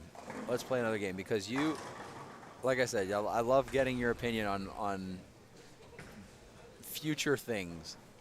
Okay. Okay, so I remember, I might be inaccurate when I say this. I want to say it was at least 10 years ago. Okay. Before EJ broke out and started having the success that he had. You had said that EJ was going to be the next one of our age group to really break out and have that success. So I'm curious who you think that's coming up, or that is Spencer Robarge. You think Spencer Robarge? I think is the Spencer next person Robarge is a just Hall of Famer. Interesting. Okay. Spencer Robarge is going to be a Hall of Fame player. Okay. And that's not the Missouri bias. Nope. Okay. Is there anyone else that has really like caught your eye that you're like he's going to be a future Hall of Famer?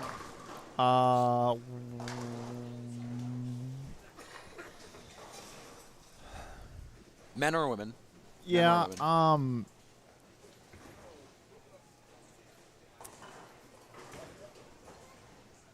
I'm thinking back to Junior Gold this year. I'm trying to remember the kid's name. I know it's on the tip of my tongue. He's a one-hander. Potter Ridgely. Ridgely Potter. Okay. I don't think I know who that is. Yeah, Ridgely Potter has a very good start. Yeah, Ridgely Potter Jr. Okay. He's in the U12 division. Ridgely Potter. Yeah, I like him. And Kai Struthers. Okay. I like what he brings. He's young. He's like 13 or 14, right? Yeah. Ridgely's younger than him. So wow. I'm going. Okay. Well, yeah, I meant like kids that are in college or like college. Yeah. Okay. Sorry. Kids that are in college, or even young kids on the tour now that are like just kind of finding their way that might break out. It's hard for me. Look. I don't love this guy's physical game. Mm-hmm. But I think this guy's going to going to exhaust every effort to be a touring pro for the rest of his life. I think he's going to exhaust everything he possibly can, and he has such a huge support group.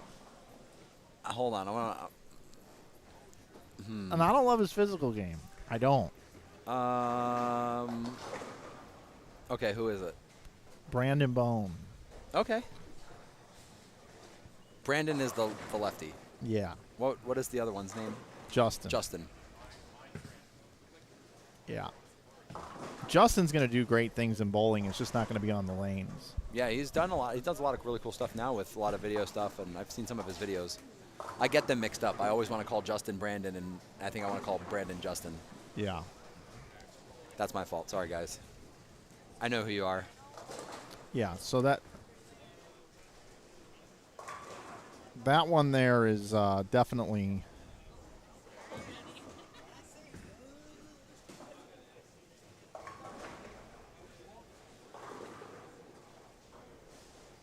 So I have a pick. Oh, okay. I do have a pick. And it's going to be interesting.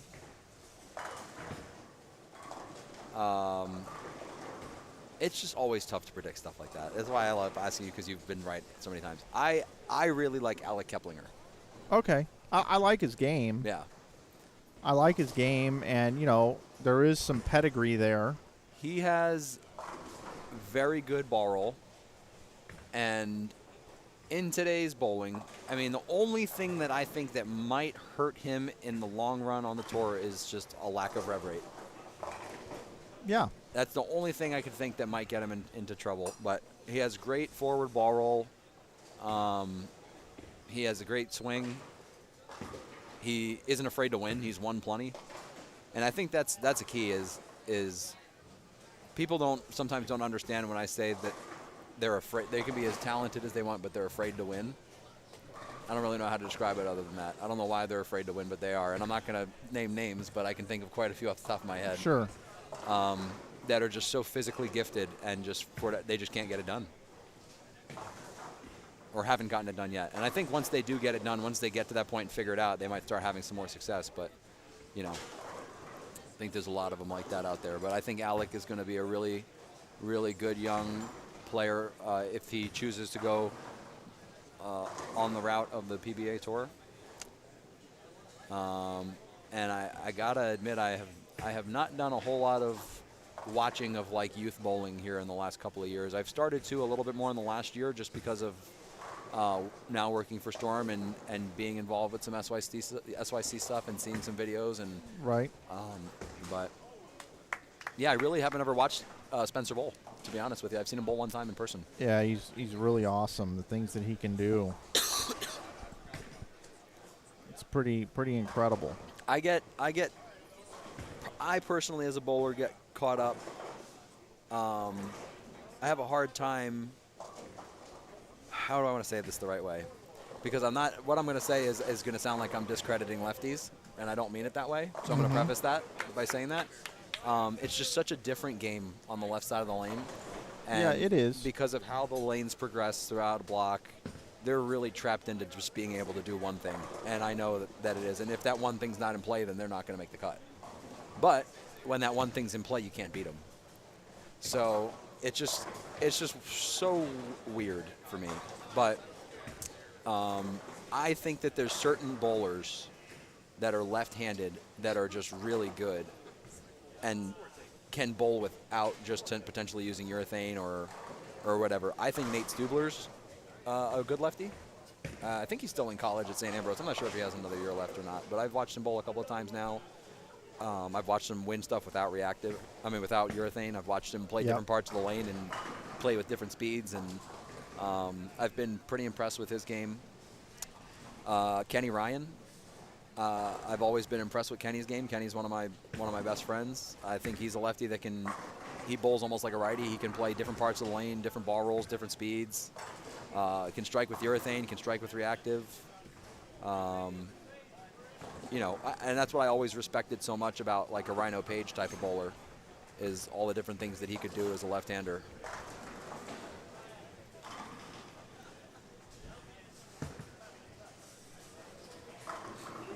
Bella Love Castillo is being mentioned in the chat. Is that okay? So is that that little girl the that the two-handed? Yeah. Yeah. She pops up on all of my YouTube stuff. Yeah. Yep. So I put together this interview with Parker Bone, and I put some video to it. Oh, look at that! I want to show you. Is that a high school picture? Yeah. I want to show you Parker Bone. He looks a lot like he looks like a mixture of Brandon and Justin. Yeah. Doesn't he? Yeah. At that age, yeah. I mean, that's dead on. Thank you. We'll have standings after Game 5 here in a second for you, everybody. I want to show you Parker. I think it's here.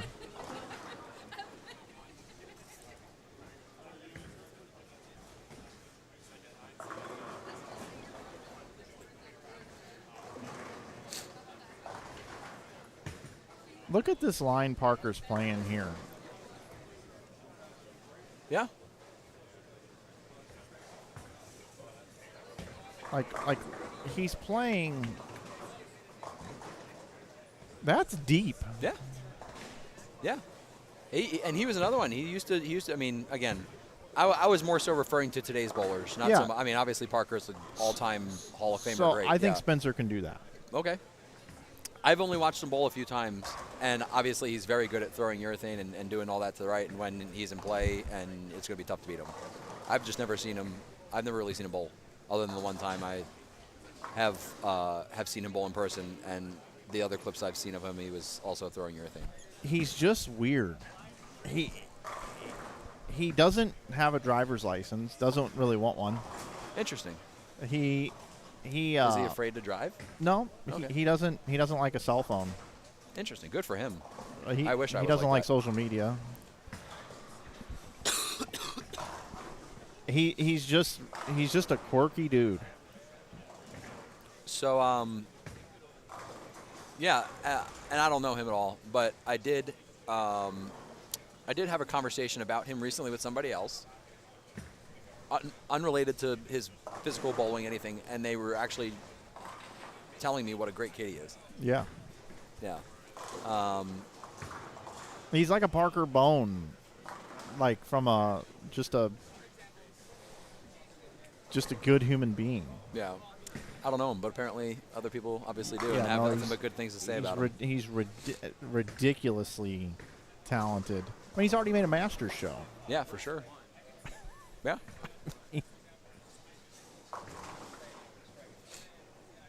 Yeah, he's pretty awesome.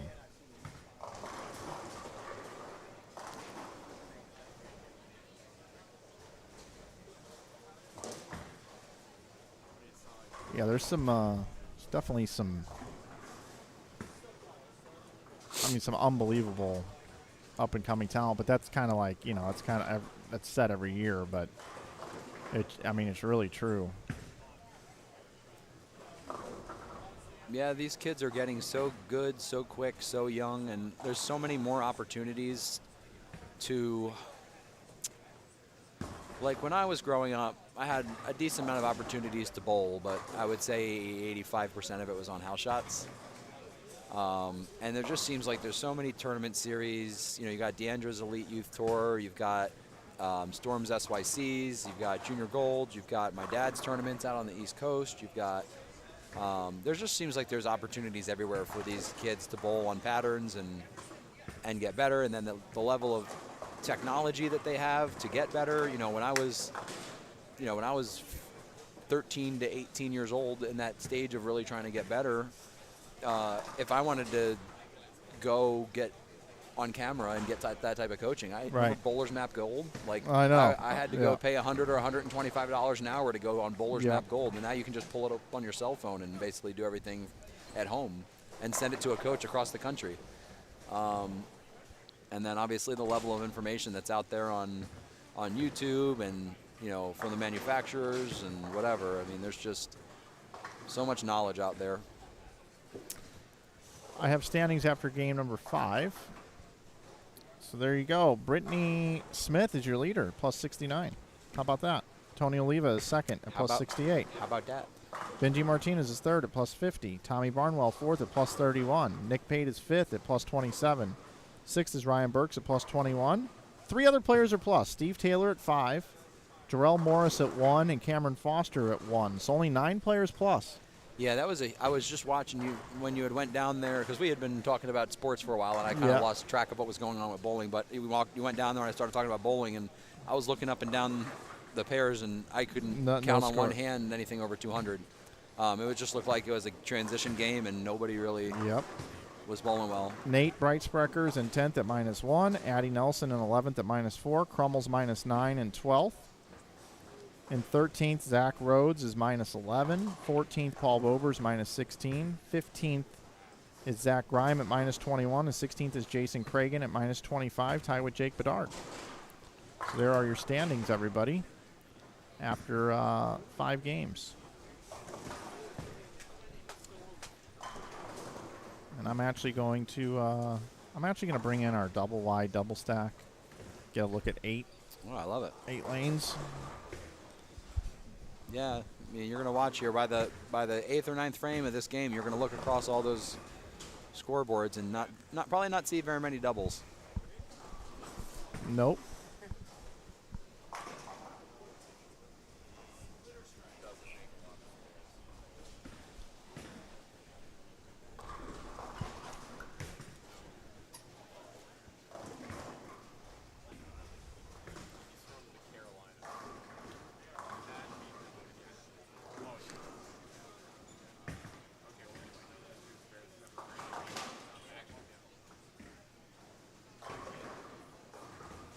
So you told me that you've spent how many days on the road this year? I'm in the 140s. Okay. So there's been several nights I've been on the road where I didn't stay in a Hilton property, but it tracks like my nights, and I've stayed so far this year I've stayed 140 nights in Hilton property hotels. Wow, that's a lot of time on the road. Yeah.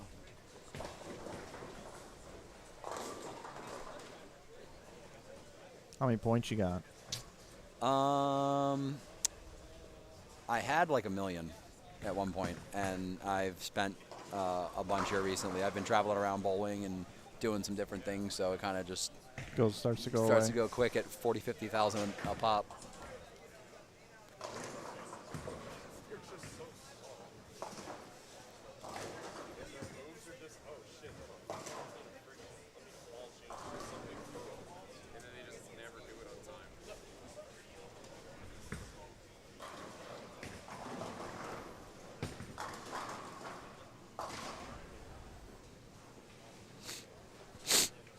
Yeah, Joe Roseman was a great player when he was young. Still is. He just bowled so him and his team just won the Iowa State tournament for and I could be wrong, so I really apologize if I think it's the 5th year in a row, and he bowled 25 something. It's a lot. 25-30 might have bowled. He bowled like 850, 830, 820 or something crazy like that. Yeah, he still strikes. There were some really good left-handers from, mid-Illinois. Mike Dole? I'm going before that. So let's see if anybody in the chat knows these names. They should know these names, okay? There was a guy by the name of Chris Ferguson who died way too young. He was a left-hander, tremendous player at his age. There was Joe Roseman. There was Doug Manhart. And there was Greg Fisher. Those are 4 left-handers, all from the Iowa, Illinois. I think they might all be Illinois. Well, Joe Roseman was Iowa. Iowa, Illinois players that bowled Eric Littig's tournaments, the Iowa Youth Bowlers Tour, or whatever that was called, Greater Iowa Youth Tour or something. Gibbets or G-Bits? I forget what the nickname was for those. And then the HOIYCs, the Heart of Illinois Youth Classics. And this is... Hello. How's it going? What year is this? 95. Okay, so we're going back a ways. Yeah, my day. 26 years, 27 years ago. Yeah, we're going back in my day. Yeah. They were all good lefties. They were all really good lefties. Doug Manhart was a machine, they say in here. Yeah. Greater Iowa Scholarship Bowling Tour. Yeah, Jizbits. That's what we called them. That's what they were. GISBT.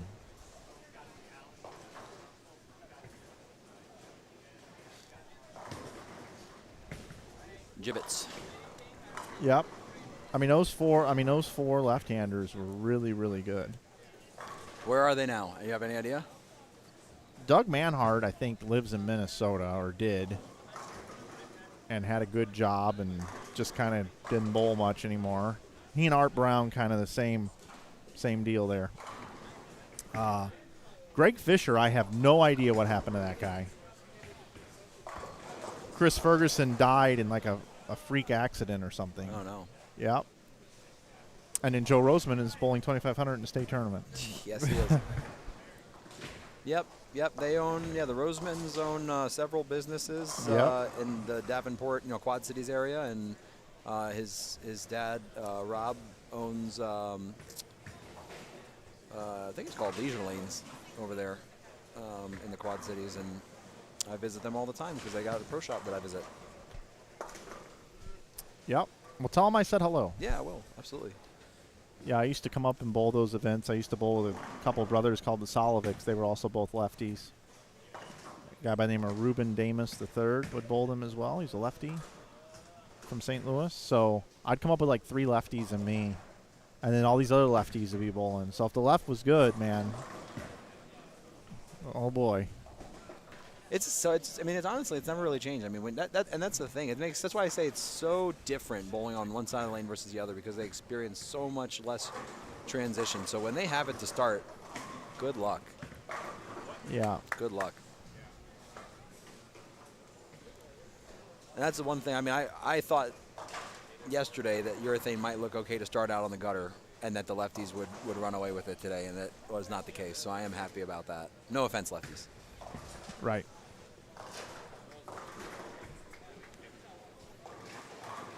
But, yeah, Nate did bowl well this morning. I mean, he bowled 50 or 60 over this morning, which is a really good score right now.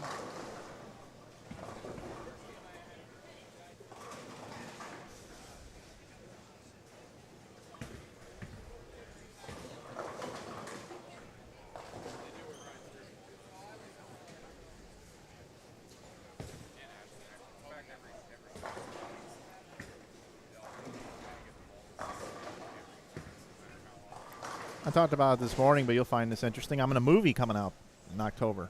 Oh, yeah? Yeah. Bowling related or not? No. It's a motion picture on be at the movie theaters. American Murderer. American Murderer. Yep. I'm in the movie. I'll have a small part. I don't have a speaking role, but I'm in the movie. So Did you have to audition for this part? Nope. You just were randomly in the movie. Well, technically, I guess I did. I mean, you have to submit. I'm part of the Utah Actors Guild, and then all these different job opportunities come up, and every once in a while when I'm at home, I'm like, I'm not doing anything Thursday. I'll send in my photo, and, I'm available. You're selected. Okay. Now, do you get paid to do that? Yeah, it's like $150. Huh. Better than doing nothing on a Thursday. Yeah, well, I bring my computer with me, so I do work while I'm there. Then they're like, oh, we need you guys to go out. Here's your scene. So here's what I do in the movie. So the movie is about, it's a true story, and the guy still hasn't been caught. They know who it was, but they haven't been able to catch him. Interesting. Basically, he went and robbed an armored truck out front of a movie theater and killed the armored truck driver. And they still haven't been able to capture him. This is how many years ago? Quite a while. Wow. Like, quite a while. Like 25 years, 30 years, something like that. So when it gets to that point, that many years ago, people look so different than they did when they committed the crime. It's almost impossible to find them. Yeah. Could you imagine living your life like that, though, every day? Like, you never know. It's crazy. If they never know if today's going to be the day, yeah. Yeah. So anyway, imagine this. The crime is committed. The guy is laying there dead on the ground. And it gets called into the police, and the news pick it up. Well, in comes me and my reporter. We're being driven in by a news truck And I jump out of the truck with my reporter, and I'm the cameraman. And I go running up to the scene, and I'm recording my stand-up girl who's doing the reporting from the scene. I am the cameraman shooting the scene, shooting her live on the scene, News 4 tonight. Basically, I'm in the movie in the background. That's awesome. Pretty big deal. Go see Gotta start somewhere. Go see my movie. I was also in an episode of Blood and Oil and an episode of Yellowstone. Were you in an episode of Yellowstone? Yeah. What episode? I love that show. What episode were you in? You can't. It's just the back of my head. Oh. Yeah, it's just the back of my head. I'm not like chilling. Like you're like, oh, yeah, it's Flanagan. Like you would never notice it unless you stopped it right in that scene and showed somebody. That's it's like blurred out. It's what I mean. The background's kind of blurry because it's focused on the actors in the front. Yeah, you don't even know it's me. Nobody would even believe that it's me, but it is. That's awesome. Yeah. I did know that they shot a lot of scenes in Utah. Utah Film Studios. Yeah. Park City Film Studios. Yeah. I love that show. They give a lot of grants and everything in that film, or in that state, for film industry. Yeah, it's pretty wild. I get emails, dude, like every day. Like, let's go look at my. Oh, here we go. Do you have an IMDb? No, here's one right here. Elderly couple needed. Commercial, Midway area, $300 per person for about 3 hours. Sounds like a Craigslist ad. Utah actors, teens needed for Hallmark. The holiday stocking, Thursday 9/22, Salt Lake City holiday area, 130. So yeah, so if I go to my trash let's go to my trash, Utah. Something comes in like every day. Moab soldier types. Hallmark extras needed. The holiday stocking, 130 for a 12-hour day. Male, female, age 18 to 70. So when they say a 12-hour day, basically you're standing there sitting around doing nothing, and then you have 5 minutes to do your thing, and then you leave? No, like they need you all day. Oh. They may shoot the scene 6, 7, 8, 9 times. Doesn't matter. Gotcha. It's a very boring day. They shoot it up from all these different angles. So it'll be the exact same scene.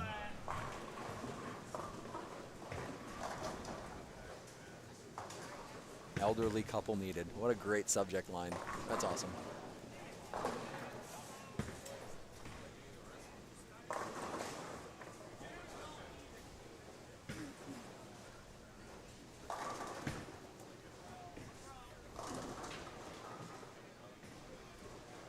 Yeah, the whole acting thing's fun. I would love to like have some sort of speaking part in some movie.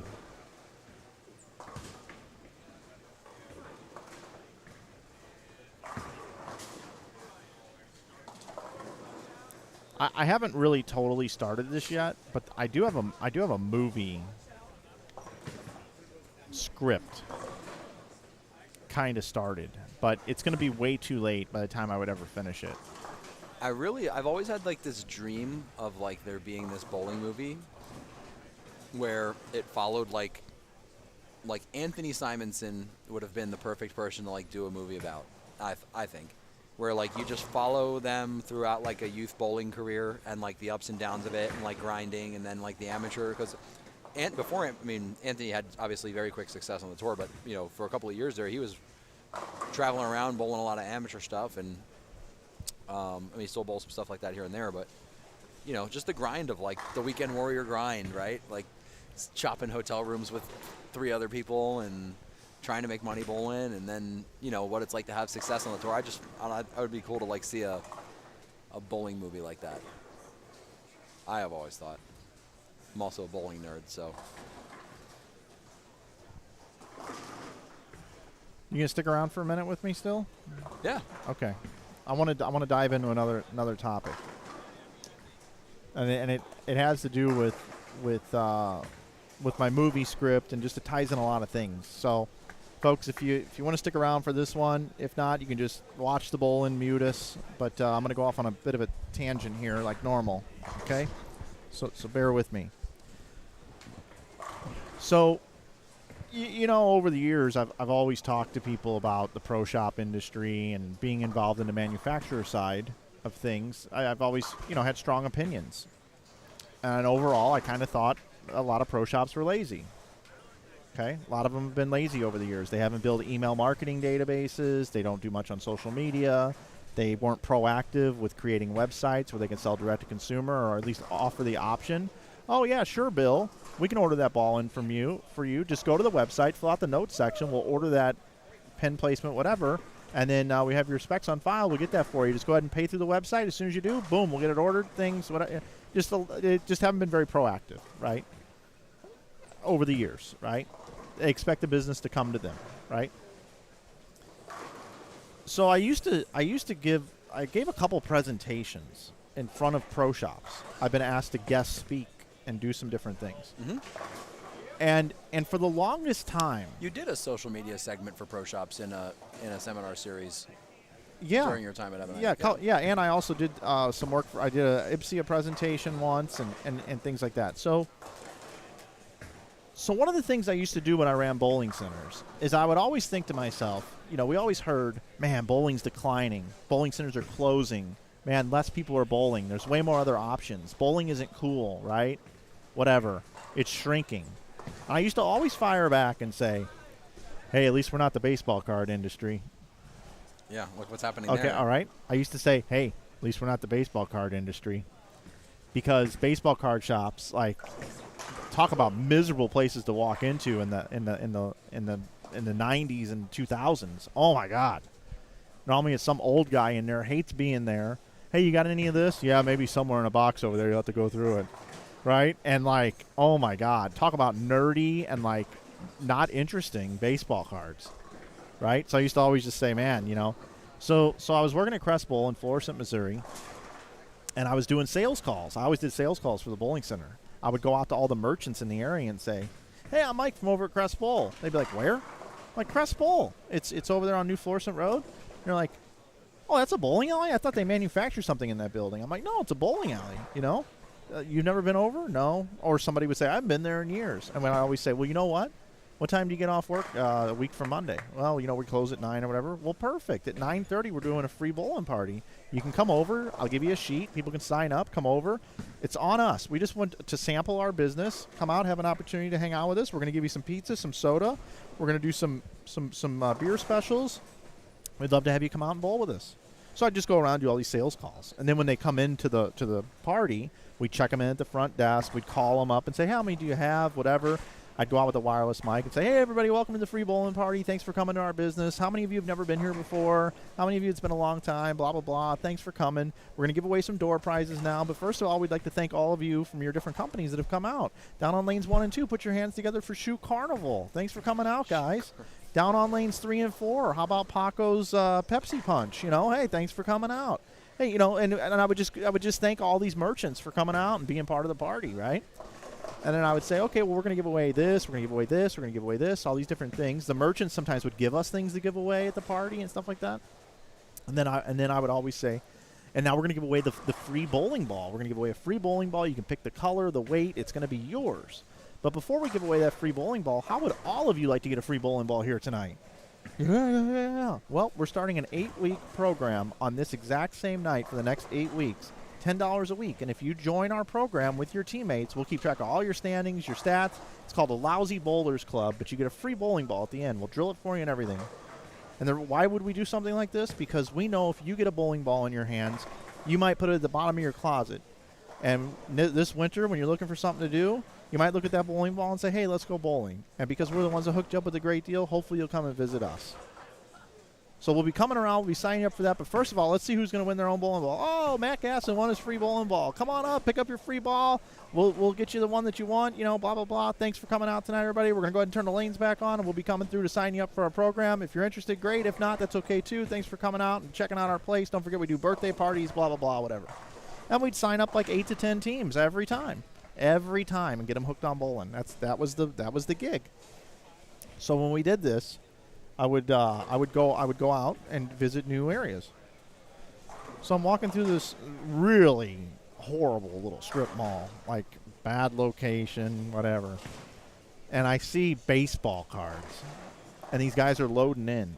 And I go, hey guys, Mike from Crest Bowl over here. Would you like to come to a free bowling party, whatever? I'm like, hey, baseball cards, huh? Man, I love baseball cards, man. Hey, good luck with your business and everything. I walked out of there and said, no chance these guys are open in 5 months. No chance. No chance they're open. Okay? Baseball cards, right? So I end up moving to Utah and everything, not working at Crest Bowl anymore. 5 years later, I'm in St. Louis at a fantasy baseball league draft with my buddy Steve Orff. Steve Orff says, hey, I'm going to a baseball card show after the fantasy draft. Do you want to go? I'm like, I haven't been to a baseball card show in 20 years. Let's go. I go and I walk in, and the main table has a die sub tablecloth, banners behind, everything. It's the same two guys. It's the same two guys I thought had no chance of having a successful business. I'm like, oh my God. Like, these guys are like Willy Wonka and the Chocolate Factory of all baseball card play. I'm like, oh my God. So, and Steve Orff goes up and says, hey, these are my buddies, Ryan and whatever. As a matter of fact, their store's right by where you used to work. And I'm like, yeah. I'm like, do you remember me? I came in and they're like, yeah, we remember you. I'm like, I thought you guys had no chance of being a business. And I'm like, what is the key to your success? And they looked at me and said, social media and creating raving fans for our business. And I'm like, baseball cards. The business I've been telling people for years is worse than bowling. And these guys made it. So I talked to them for half an hour about exactly how they did it, what they did to build their business. And the things that they said that they did were so out of the box. It was just right in my wheelhouse. One thing that they did is it's a pain in the ass to grade a baseball card. If you get a nice card, you have to, like, pull it out. You have to clean it with, like, a microfiber cloth, make sure it's in perfect condition. You got to put it in a penny sleeve without breaking up a corner or something. Then you have to put it in a top loader. Then you have to, or a Card Saver 1. Then you have to go onto a website, join a membership. Then you have to then submit the card. Then you have to pack and mail and ship it, insure it, send it there. Then you have to wait a period of time, and then that company then sends you the card back to grade. And if you don't send, like, more at this time, back then, if you don't send 20 or more at a time, it really doesn't make any financial sense, but maybe you don't want to send 20 cards. So what did this shop do? Every month we will submit cards as a group. And we will do that as a service for our business, for our customers. You pull a nice card, we will send it in. You pay for the grading, but we will get our bulk pricing. We will do that service for you. Makes a lot of sense, right? Yeah. Makes a lot of sense. Helping them out, right? Another thing that they did is when they got all the cards back from all their customers, hundreds of cards. When the box came in, they would go to YouTube, and they would then do a video. Hey, everybody, Ryan from RBI Crew 7. We've got our monthly submission back from PSA for our great customers out there. Let's go ahead and see what the grades were. All right, Matt Gasson, one of our great customers. Thanks, Matt, for submitting. The next 5 cards are yours. Here is your Albert Pujols rookie. Oh, it pulled a nice 9. Beautiful card, Matt. It's here waiting for you. Boom. And then they would go through and do this and put it out on YouTube, and people would watch this. So they're making money on YouTube. Well, it wasn't about them making the money on YouTube. It was more of the just making it cool to see what the card grades were. It was a curiosity. And they created it a video series. Cool. Another thing that is forbidden in card shops, very similar to the bowling industry, by the way, is that card shop pays for the real estate to make transactions. It's a sin to walk into a card shop and go up to another guy and go, hey, you looking at that card? I got one, too. I'll sell you mine instead. Got it. I see what you're saying. Okay? So you know what they did? One night a month, we're going to allow you to come in and do that. It's called trade night. You can come in and do whatever you want in our business. It's $25 to get in the door. It includes pizza and soda, and we'll run box opening specials, and you can buy certain teams. We'll open 10 boxes. If you want to buy the Cubs, you get all the Cubs cards. You get the Cardinals. We have a party in our shop, and people can come in and trade cards with each other. We allow that once a month. You just pay a fee to come in and be part of it. They said on that night they did like 30 grand in sales. No other card shops were thinking, oh, yeah, let's allow this. Yeah. Okay? All right? They just did a whole bunch of things. Instagram lives, all this different kind of stuff, right? They didn't have Instagram back when I was meeting with them, but, you know, just different things that they did. Facebook, social media, whatever. And they created an email list, everything. And they created a group of card enthusiasts that were just crushing it. I mean, they were just absolutely crushing it. And they were in before all this craziness that's happened in the last 5 years, 4 or 5 years, when Gary Vaynerchuk started talking about it and everything else. So I thought this was very interesting. So I gave presentations and told pro shops this exact same story. And I said, I haven't seen anybody do this yet. I said, but how cool would it be to invite your pro shop customers to come to your pro shop for bowling ball trade night? You swap bowling balls you don't like with each other? Take all your old balls, bring them in. Let's say I like a Blue Wolf. Let's say you like the Nighthawk. I got an old Nighthawk. You got an old Blue Wolf. You don't give two shits about your Blue Wolf. I don't give two shits about my Nighthawk. But all of a sudden, if I go in there and we each got, oh, dude, you got a Nighthawk? I'll take that. Dude, you got a Blue Wolf? I'll take that. Guess what?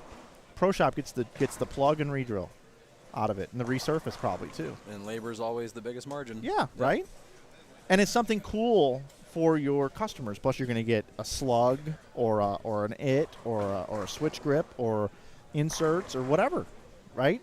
And while they're in there, you can run bag specials. You can run all these different sorts of deals, right?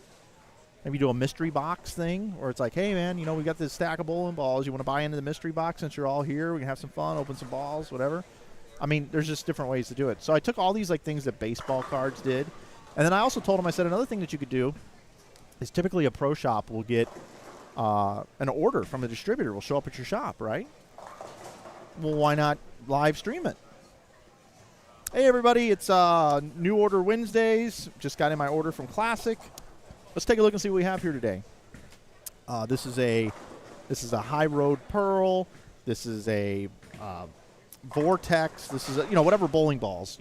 This is for this customer. We're going to lay it out like this. Here's this. Here's this. Don't forget this is out. Don't forget this is out. This is in. This is that. Oh, we just got in some new bags. We got in some new shoes. We always have these on stock. Blah blah blah. Come in, check us out. These things are available. We just got in our order. First come, first serve. Come on in. If not, we can order. It'll be with the order next week. Very easy to do, right? So we went through all this, but the baseball card industry is absolutely booming now, and a lot of it has to do with the gambling element of it, which is you can buy 20 boxes of cards being opened, and you get all the Patrick Mahomes, you get all the Josh Allens, right? And then people bid on that on eBay, and people want it so they can sit there and maybe possibly pull a big card. It's kind of like a slot machine.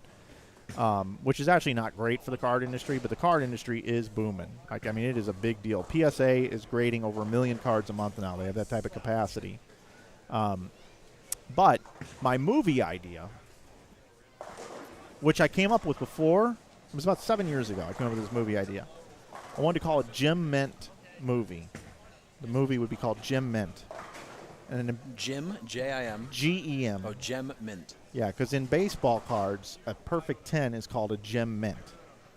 And the movie is a rom-com, right? It's a romantic comedy that is surrounded around everybody wants their life to be Gem Mint in every aspect of their life. Whether if it's your significant other, your job, how you feel about yourself, your hobbies, anything you do, you want it all to be a perfect 10, right? So the idea behind this movie, and I'm going to tell you the movie, and I hope the audience here is still with me. We're hanging in there as we get ready to go into game number 7 here.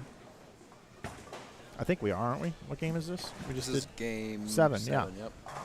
Wow, time's flying by. Just got game 6 scores. We'll get those up in a minute. So this movie idea is basically this. You see this quirky, tall, curly-haired Caucasian guy that lives in, like, Chicago or something like that. He has a chain-link fence out front of his house. He's got the old aluminum trash cans, drives like an El Camino or something.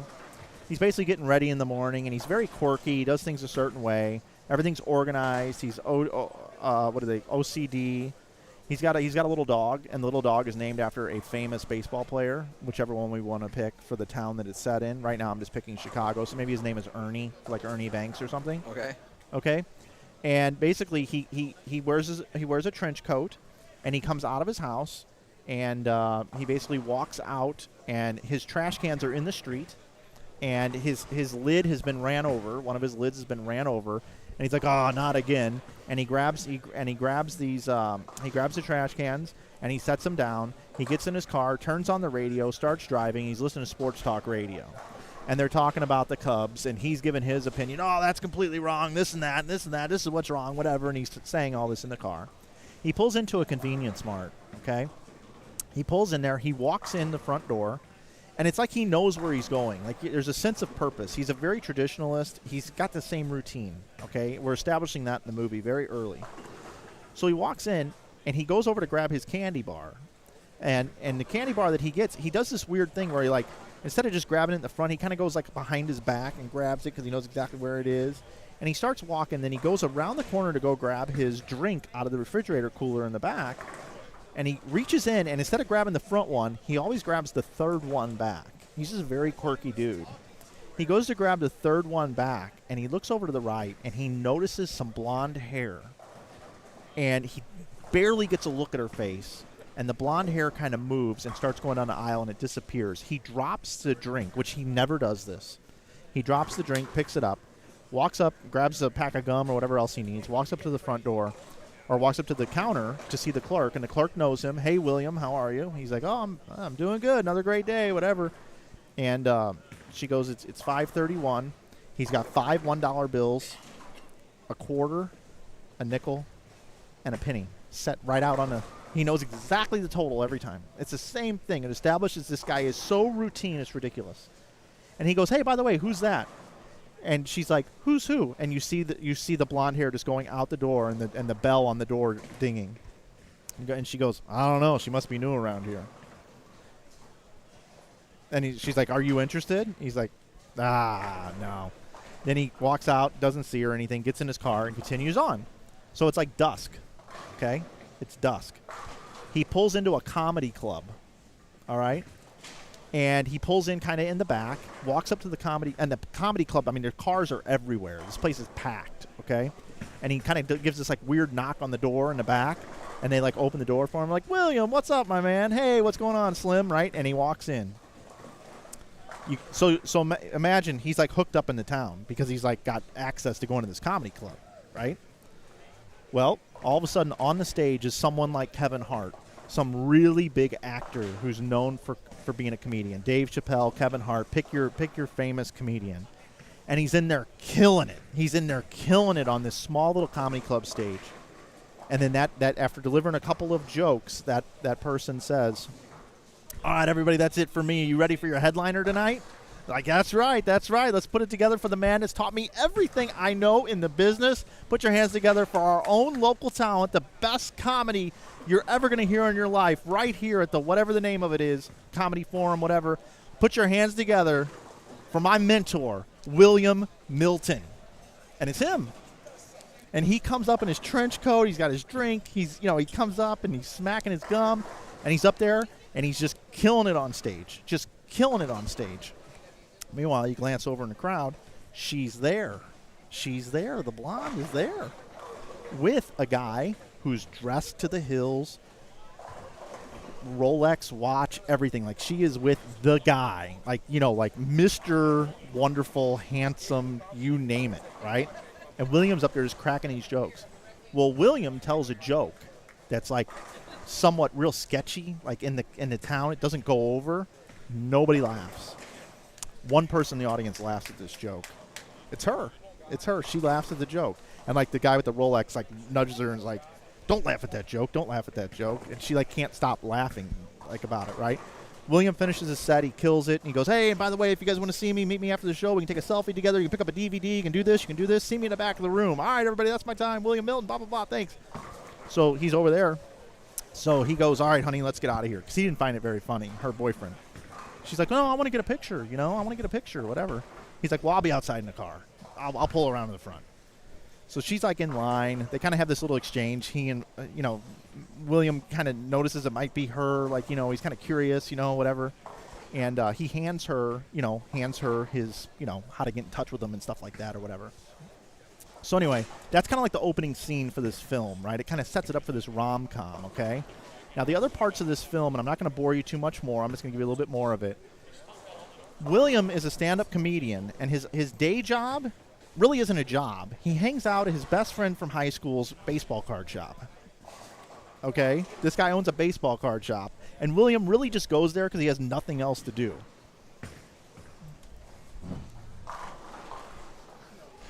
He tells everybody that he works there, but he really doesn't work there. He gets the food for them. He does all this different stuff, and he talks in there, and he spends more money there than he gets anything from his buddy.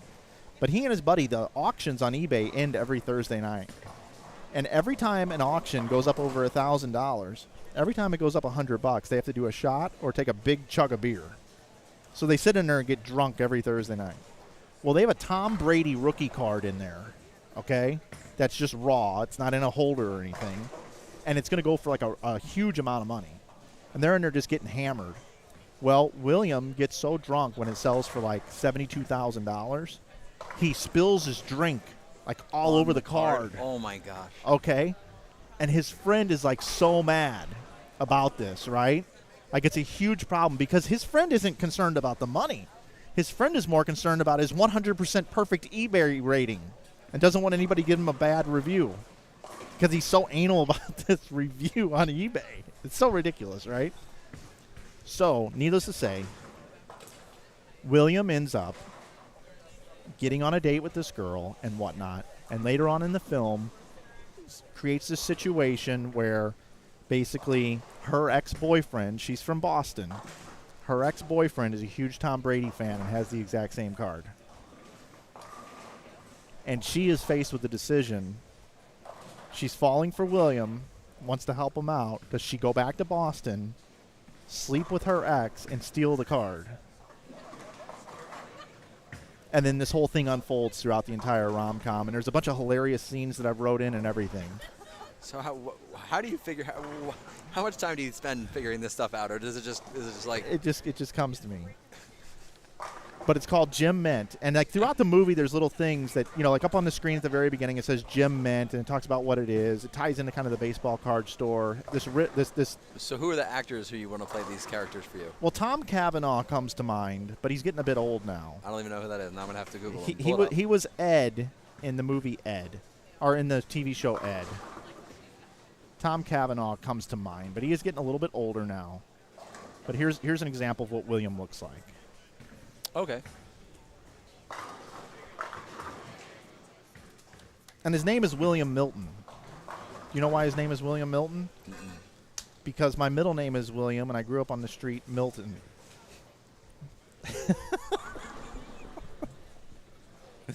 So anyway, that's my rom-com movie that I think people would really enjoy the movie. What do you think? I mean, I don't have the whole thing all connected, but that kind of sets the scene and the whole deal. I'd watch it. He's an interesting guy, right? So who would play the girl? I don't know. The blonde girl. Yeah, I don't know. I don't know right now off the top of my head. I'm biased. I have a celebrity crush on Blake Lively. Okay. Yeah, she would work. Scarlett Johansson would work. Scarlett Johansson. Yeah. Now, I don't know who I would probably have to discover some new actors. Like, it would kind of have to be like breakthrough Budget film. Yeah. But that's my idea. Jim Mint. You know enough bowlers. We should just film it with bowlers instead of going to a bowl tournament that one weekend. I'll pay you each $1,000 or $2,000. Let's shoot this film. I don't know. But yeah, so that's my idea for a movie. I think it would be a cool rom-com movie. I've got some just hilarious. I think there's some bowling that would be in it. Like, they would go on a date at a bowling alley, and I had this idea that they would they would walk into the typical bowling alley where like half the house is dark and half the house is full with people, and they're like, "Hey, can we get a lane?" And they like put them right next to somebody, and they're like, "Can we be down there?" And they're like, "No, it's closed for maintenance," right? Because that's what we do, right? We stack everybody on one end so you can start cleaning and stuff down there, right? So they get thrown into this lane, and right next to them is like a very, very hardcore, like collegiate bowling team practicing on one lane like they're Baker. And they've got like a coach that's hilarious. I was thinking like Neil Lau would be the coach, okay, with a hat on and a whistle and a board where he's showing how to hit the pocket and where to go and everything, right? And they would like go down there, and they'd like go to put their names in, and like he would be like, "Dude, what are you doing? let me help you put your names in, right? Okay, all right, That's perfect. right? Wouldn't that I be hope Neil's listening. right? Wouldn't that be hilarious? And like he's down there like coaching his team like 2-1, and they're like taking a pencil like Wichita State, like a pencil down on the approach. Like this is where we stood like when we were team match games back in the day. Anyway, so I had this idea for this date, and by the end of the date, instead of being intimidated about bowling, like Neil Lau's like on this board, like throw here, go here, use this ball, there you go, and like they get strikes, they're high fiving, like it turns into this great night, this nerdy night. They went bowling, and they ended up like bowling 200 games because of this collegiate team that they didn't want to be next to begin with. They were these goofy people. They're all drinking beers together. Neil Lau, that is a great. That would be great. Wouldn't that be hilarious? Like that's just one of their date nights. Like this is like a Wow. this is like a 2-minute scene in the movie. I just laughed to tears. That was awesome. It's very similar to like what's the movie in Las Vegas? Mike Tyson's in it. Hangover. Yeah, the Chinese the Chinese guy, man. Leslie Chow, but I don't know his real name. Kung Wu. His name's Leslie Chow. In the movie, his name is Leslie Chow. In real life, is Kim Woo Park or Kim Woo something or other. Yeah, exactly. Yeah. That's the character I'm looking for to be this coach of this bowling team that they happen to get a lane next to, and it creates this whole crazy. But it's hilarious, right? So I want to like the little bowling things I'd like to have in there because I'm from the bowling industry, but I just think that date at the bowling alley would be hilarious. That's so funny. Do standings. 6 at 6. We haven't done that yet. Someone just asked her. Oh, Jenna. Anyway, so thanks for letting me tell that story. No, that was good. I would watch that movie, and I would definitely. I am here for that scene with Neil Lau. I feel like Neil Lau needs to be in a movie. You know. Wouldn't that be? I need to talk to him. Wouldn't that be great? I just think it'd be so funny. Could you imagine just me calling Neil Lau, being like, "Dude, I have an opportunity. I have an opportunity. I need you to be in my movie." What? What am I doing? I'm not an actor, dude. Dude, dude, I'm not an actor. I'm like, well, you are today. Oh man. Tell me that wouldn't be great. Anyway, I'm going to switch over to just a single screen, and the standings are coming with it. Brittany Smith had a big last game. She was at 69 now. She pulled 245 yeah, that game. She's leading the tournament by 44 pins. That's including both squads. Yeah, Brittany Smith, 114. Ryan Burks, plus 51. Tommy Barnwell, plus 41. Cameron Foster, plus 38. Tony Oliva and Benji Martinez, both at plus 37. Nick Crummell, plus 25. He had a decent game. Jet Bonifacio is at plus 11. Nick Payton, 9th at plus 10. Brody Green, 10th at plus 8. Two are at plus 1. Will Matafee and Paul Bober. Brett Lloyd is in 13th at minus 4. 14th is Steve Taylor at minus 14. 15th is Nate Breitsprecher at minus 21. And 16th is Jake Bedard at minus 32. So this number is going to be around 40 or 50, I would think, minus.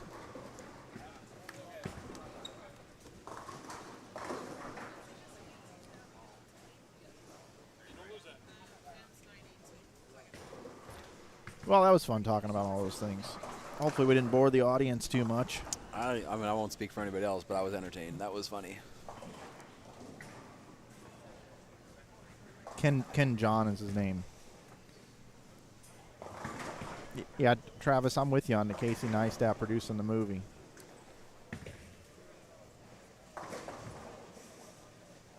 I just would love to work on a project like that, you know? Could you imagine me at the Oscars? And for Best Producer, for Jim Ment, Mike Flanagan. Like, I'd just go up there. I wouldn't even know what to say. I would definitely bring Neil Lau with me. Oh, without a doubt. I've been a Neil Lau fan for years. He's doing really well in Texas, too. I know he is. They're crushing it down there. Yeah. Crushing it. Yeah. Yeah, doing very well. I think, and to those of you who don't know who Neil Lau is, he's a pro shop operator, was in California, moved to Texas during the pandemic, kind of got out of bowling, not, you know, he was still involved, but he was really focused on screen printing and apparel business. Now he's back into bowling hardcore and is having a lot of success. So we wish Neil all the best and are happy for him. Oh yeah. Yeah, Neil's a character. I always enjoy Neil Lau's Facebook status updates. He also runs a pro shop group on Facebook. Pretty much, I would say there's a lot of pro shops in there. Pretty much if you have a pro shop, you're in that group. You know what? I haven't seen anything from that in a long time. I wonder if I was taken out of it. I don't know that he kicks people out of it. I could be wrong. Maybe I just don't look at it so it doesn't show up in my feed anymore. Yeah, you're right there.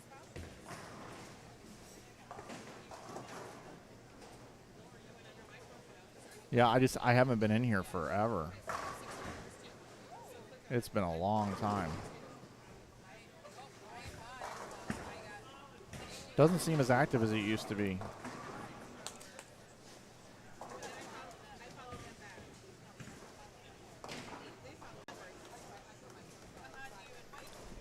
So, folks, we will be back. It's supposed to be 7 o'clock here tonight for C Squad. 7 more games. We'll start to figure out what this cut number is going to be. Matt's bowling tonight. Your attack on the lanes tonight will be... So, it's going to be a game time decision. It's going to be, we're going to see how practice goes. My initial thought is urethane.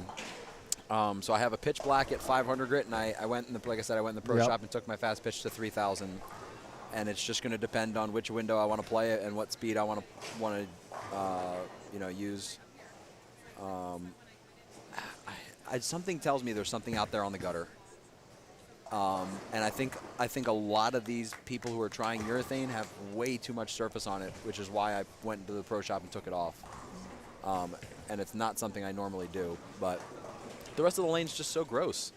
So we'll see if it works. If not, I've got some other options, and worst comes to worst, I feel like I'm confident enough in my abilities to keep the ball in play and bowl some decent games and stay out of trouble. So exactly. Yeah, I agree.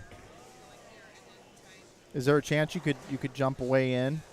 Yeah, there's honestly, yeah. I mean, last night when I was bowling the practice session, this I was talking about a little bit while you were gone shooting the video. This lane surface hooks so much so early. One of the liabilities of moving left and creating that much angle is your ball stays on the lane a little bit too long, and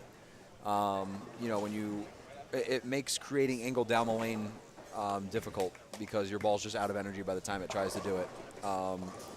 And it's just really easy to get the ball behind the head pin. It's really easy to overhit one and it checks and goes high. It starts to get really touchy. But that is one thing I looked at last night and it looked okay. And it's just a matter of executing.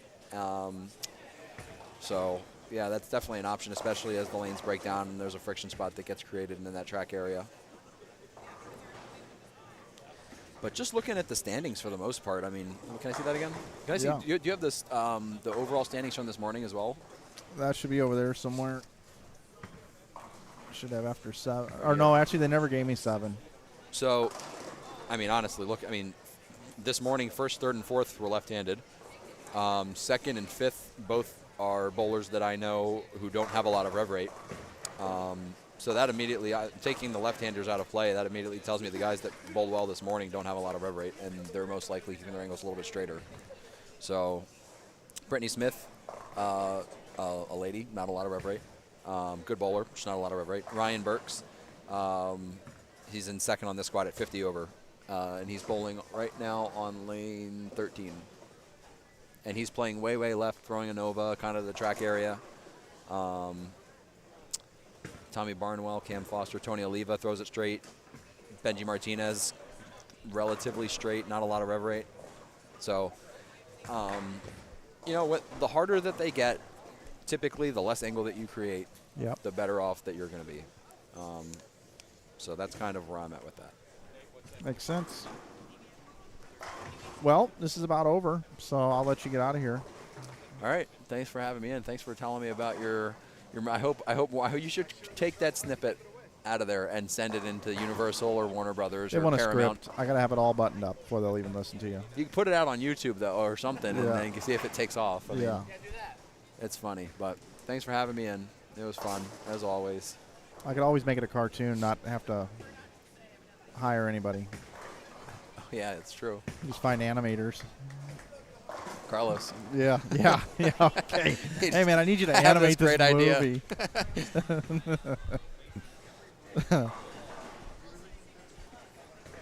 All right, brother. All right, take care. Talk to you later.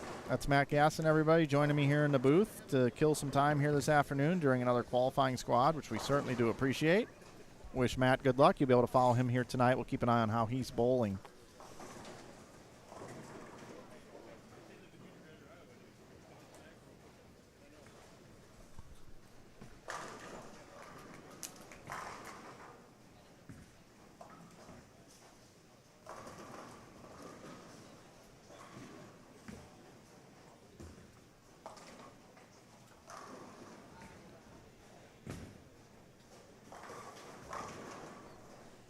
So we are thinking cut's going to be like minus 40 to 50-ish. If we end up with, we're taking 56. So taking 56 is essentially, just right at 19 a squad, roughly. 19th on this squad is minus 44 right now. And earlier on the first squad,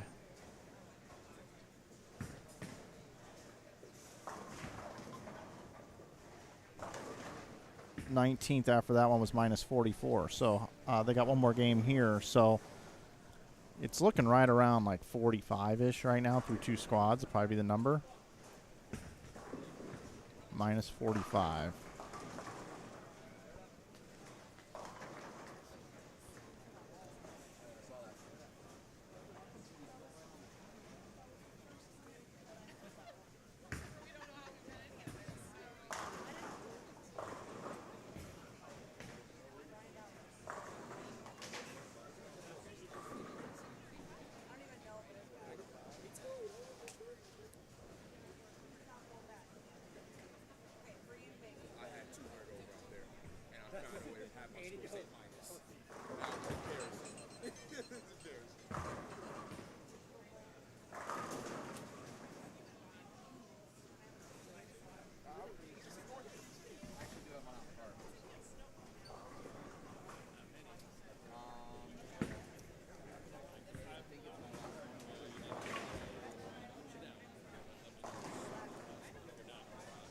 They're hard when 70 over leads the first squad of 56 bowlers. And this squad here, Brittany Smith plus 114, pretty impressive.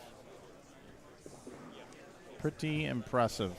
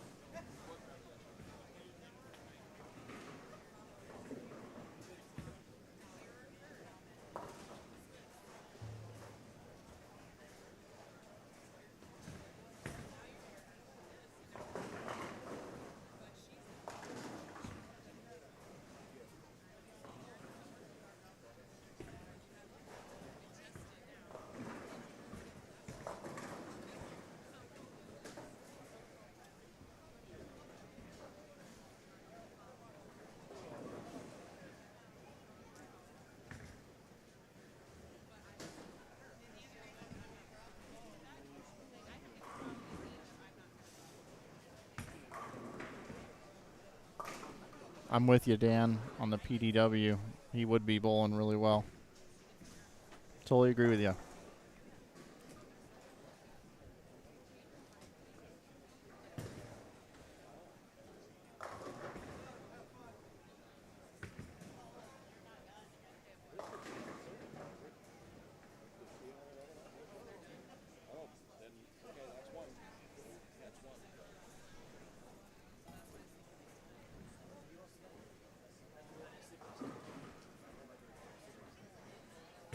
Finish it up here.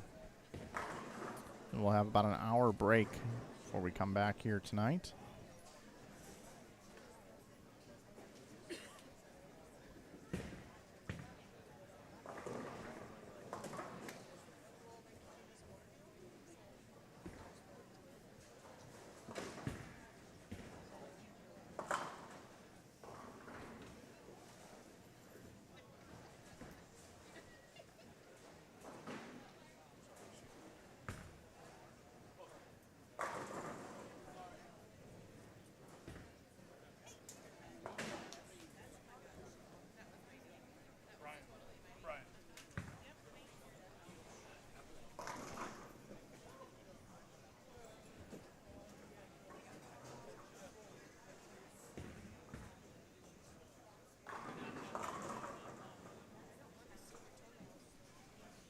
Dave Dentlinger.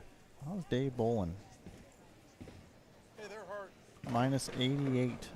Dave Dentlinger. Hey, they're hard. Yeah, I know. Everybody at home should come on out and try it. Yeah, no kidding.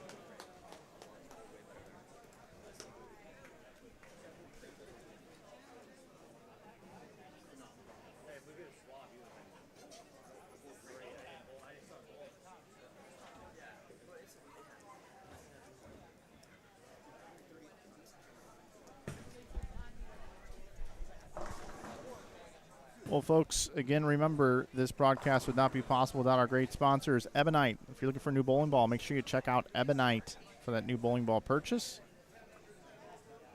Also, would like to thank the Waterloo Convention and Visitors Bureau for their support of this event. I Am Bowling. You can save 25% off with coupon code GIBA at iambowling.com. Pick up some dye sublimated jerseys. We want to thank Guaranteed Rate and Brandon Steen from Guaranteed Rate for his sponsorship. Budweiser and Bud Light, the Hampton Inn, OP Restaurant over on Ridgeway, great place to go eat. Kwik Star and Quick Trip gas stations.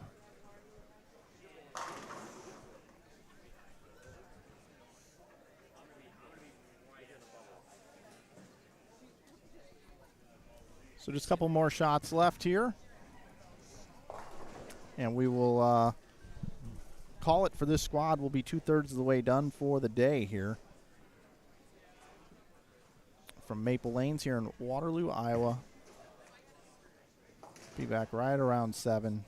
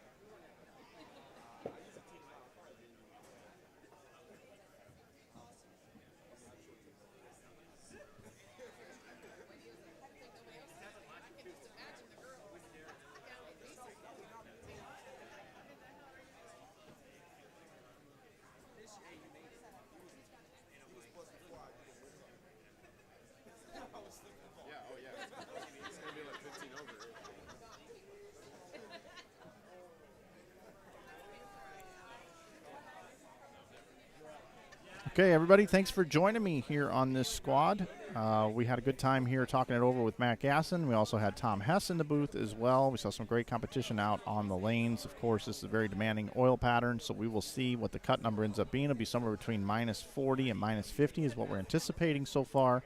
We'll be back in just a little over an hour with C Squad qualifying here tonight from Waterloo. So we'd like to thank our entire crew here, Joe Engelkis and his entire family. We want to thank our guests that we had. We also want to thank the bowlers for providing great competition. Of course, the sponsors, #support the sponsors.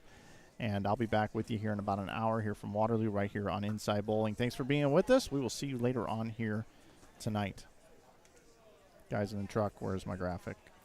Guys, there it is.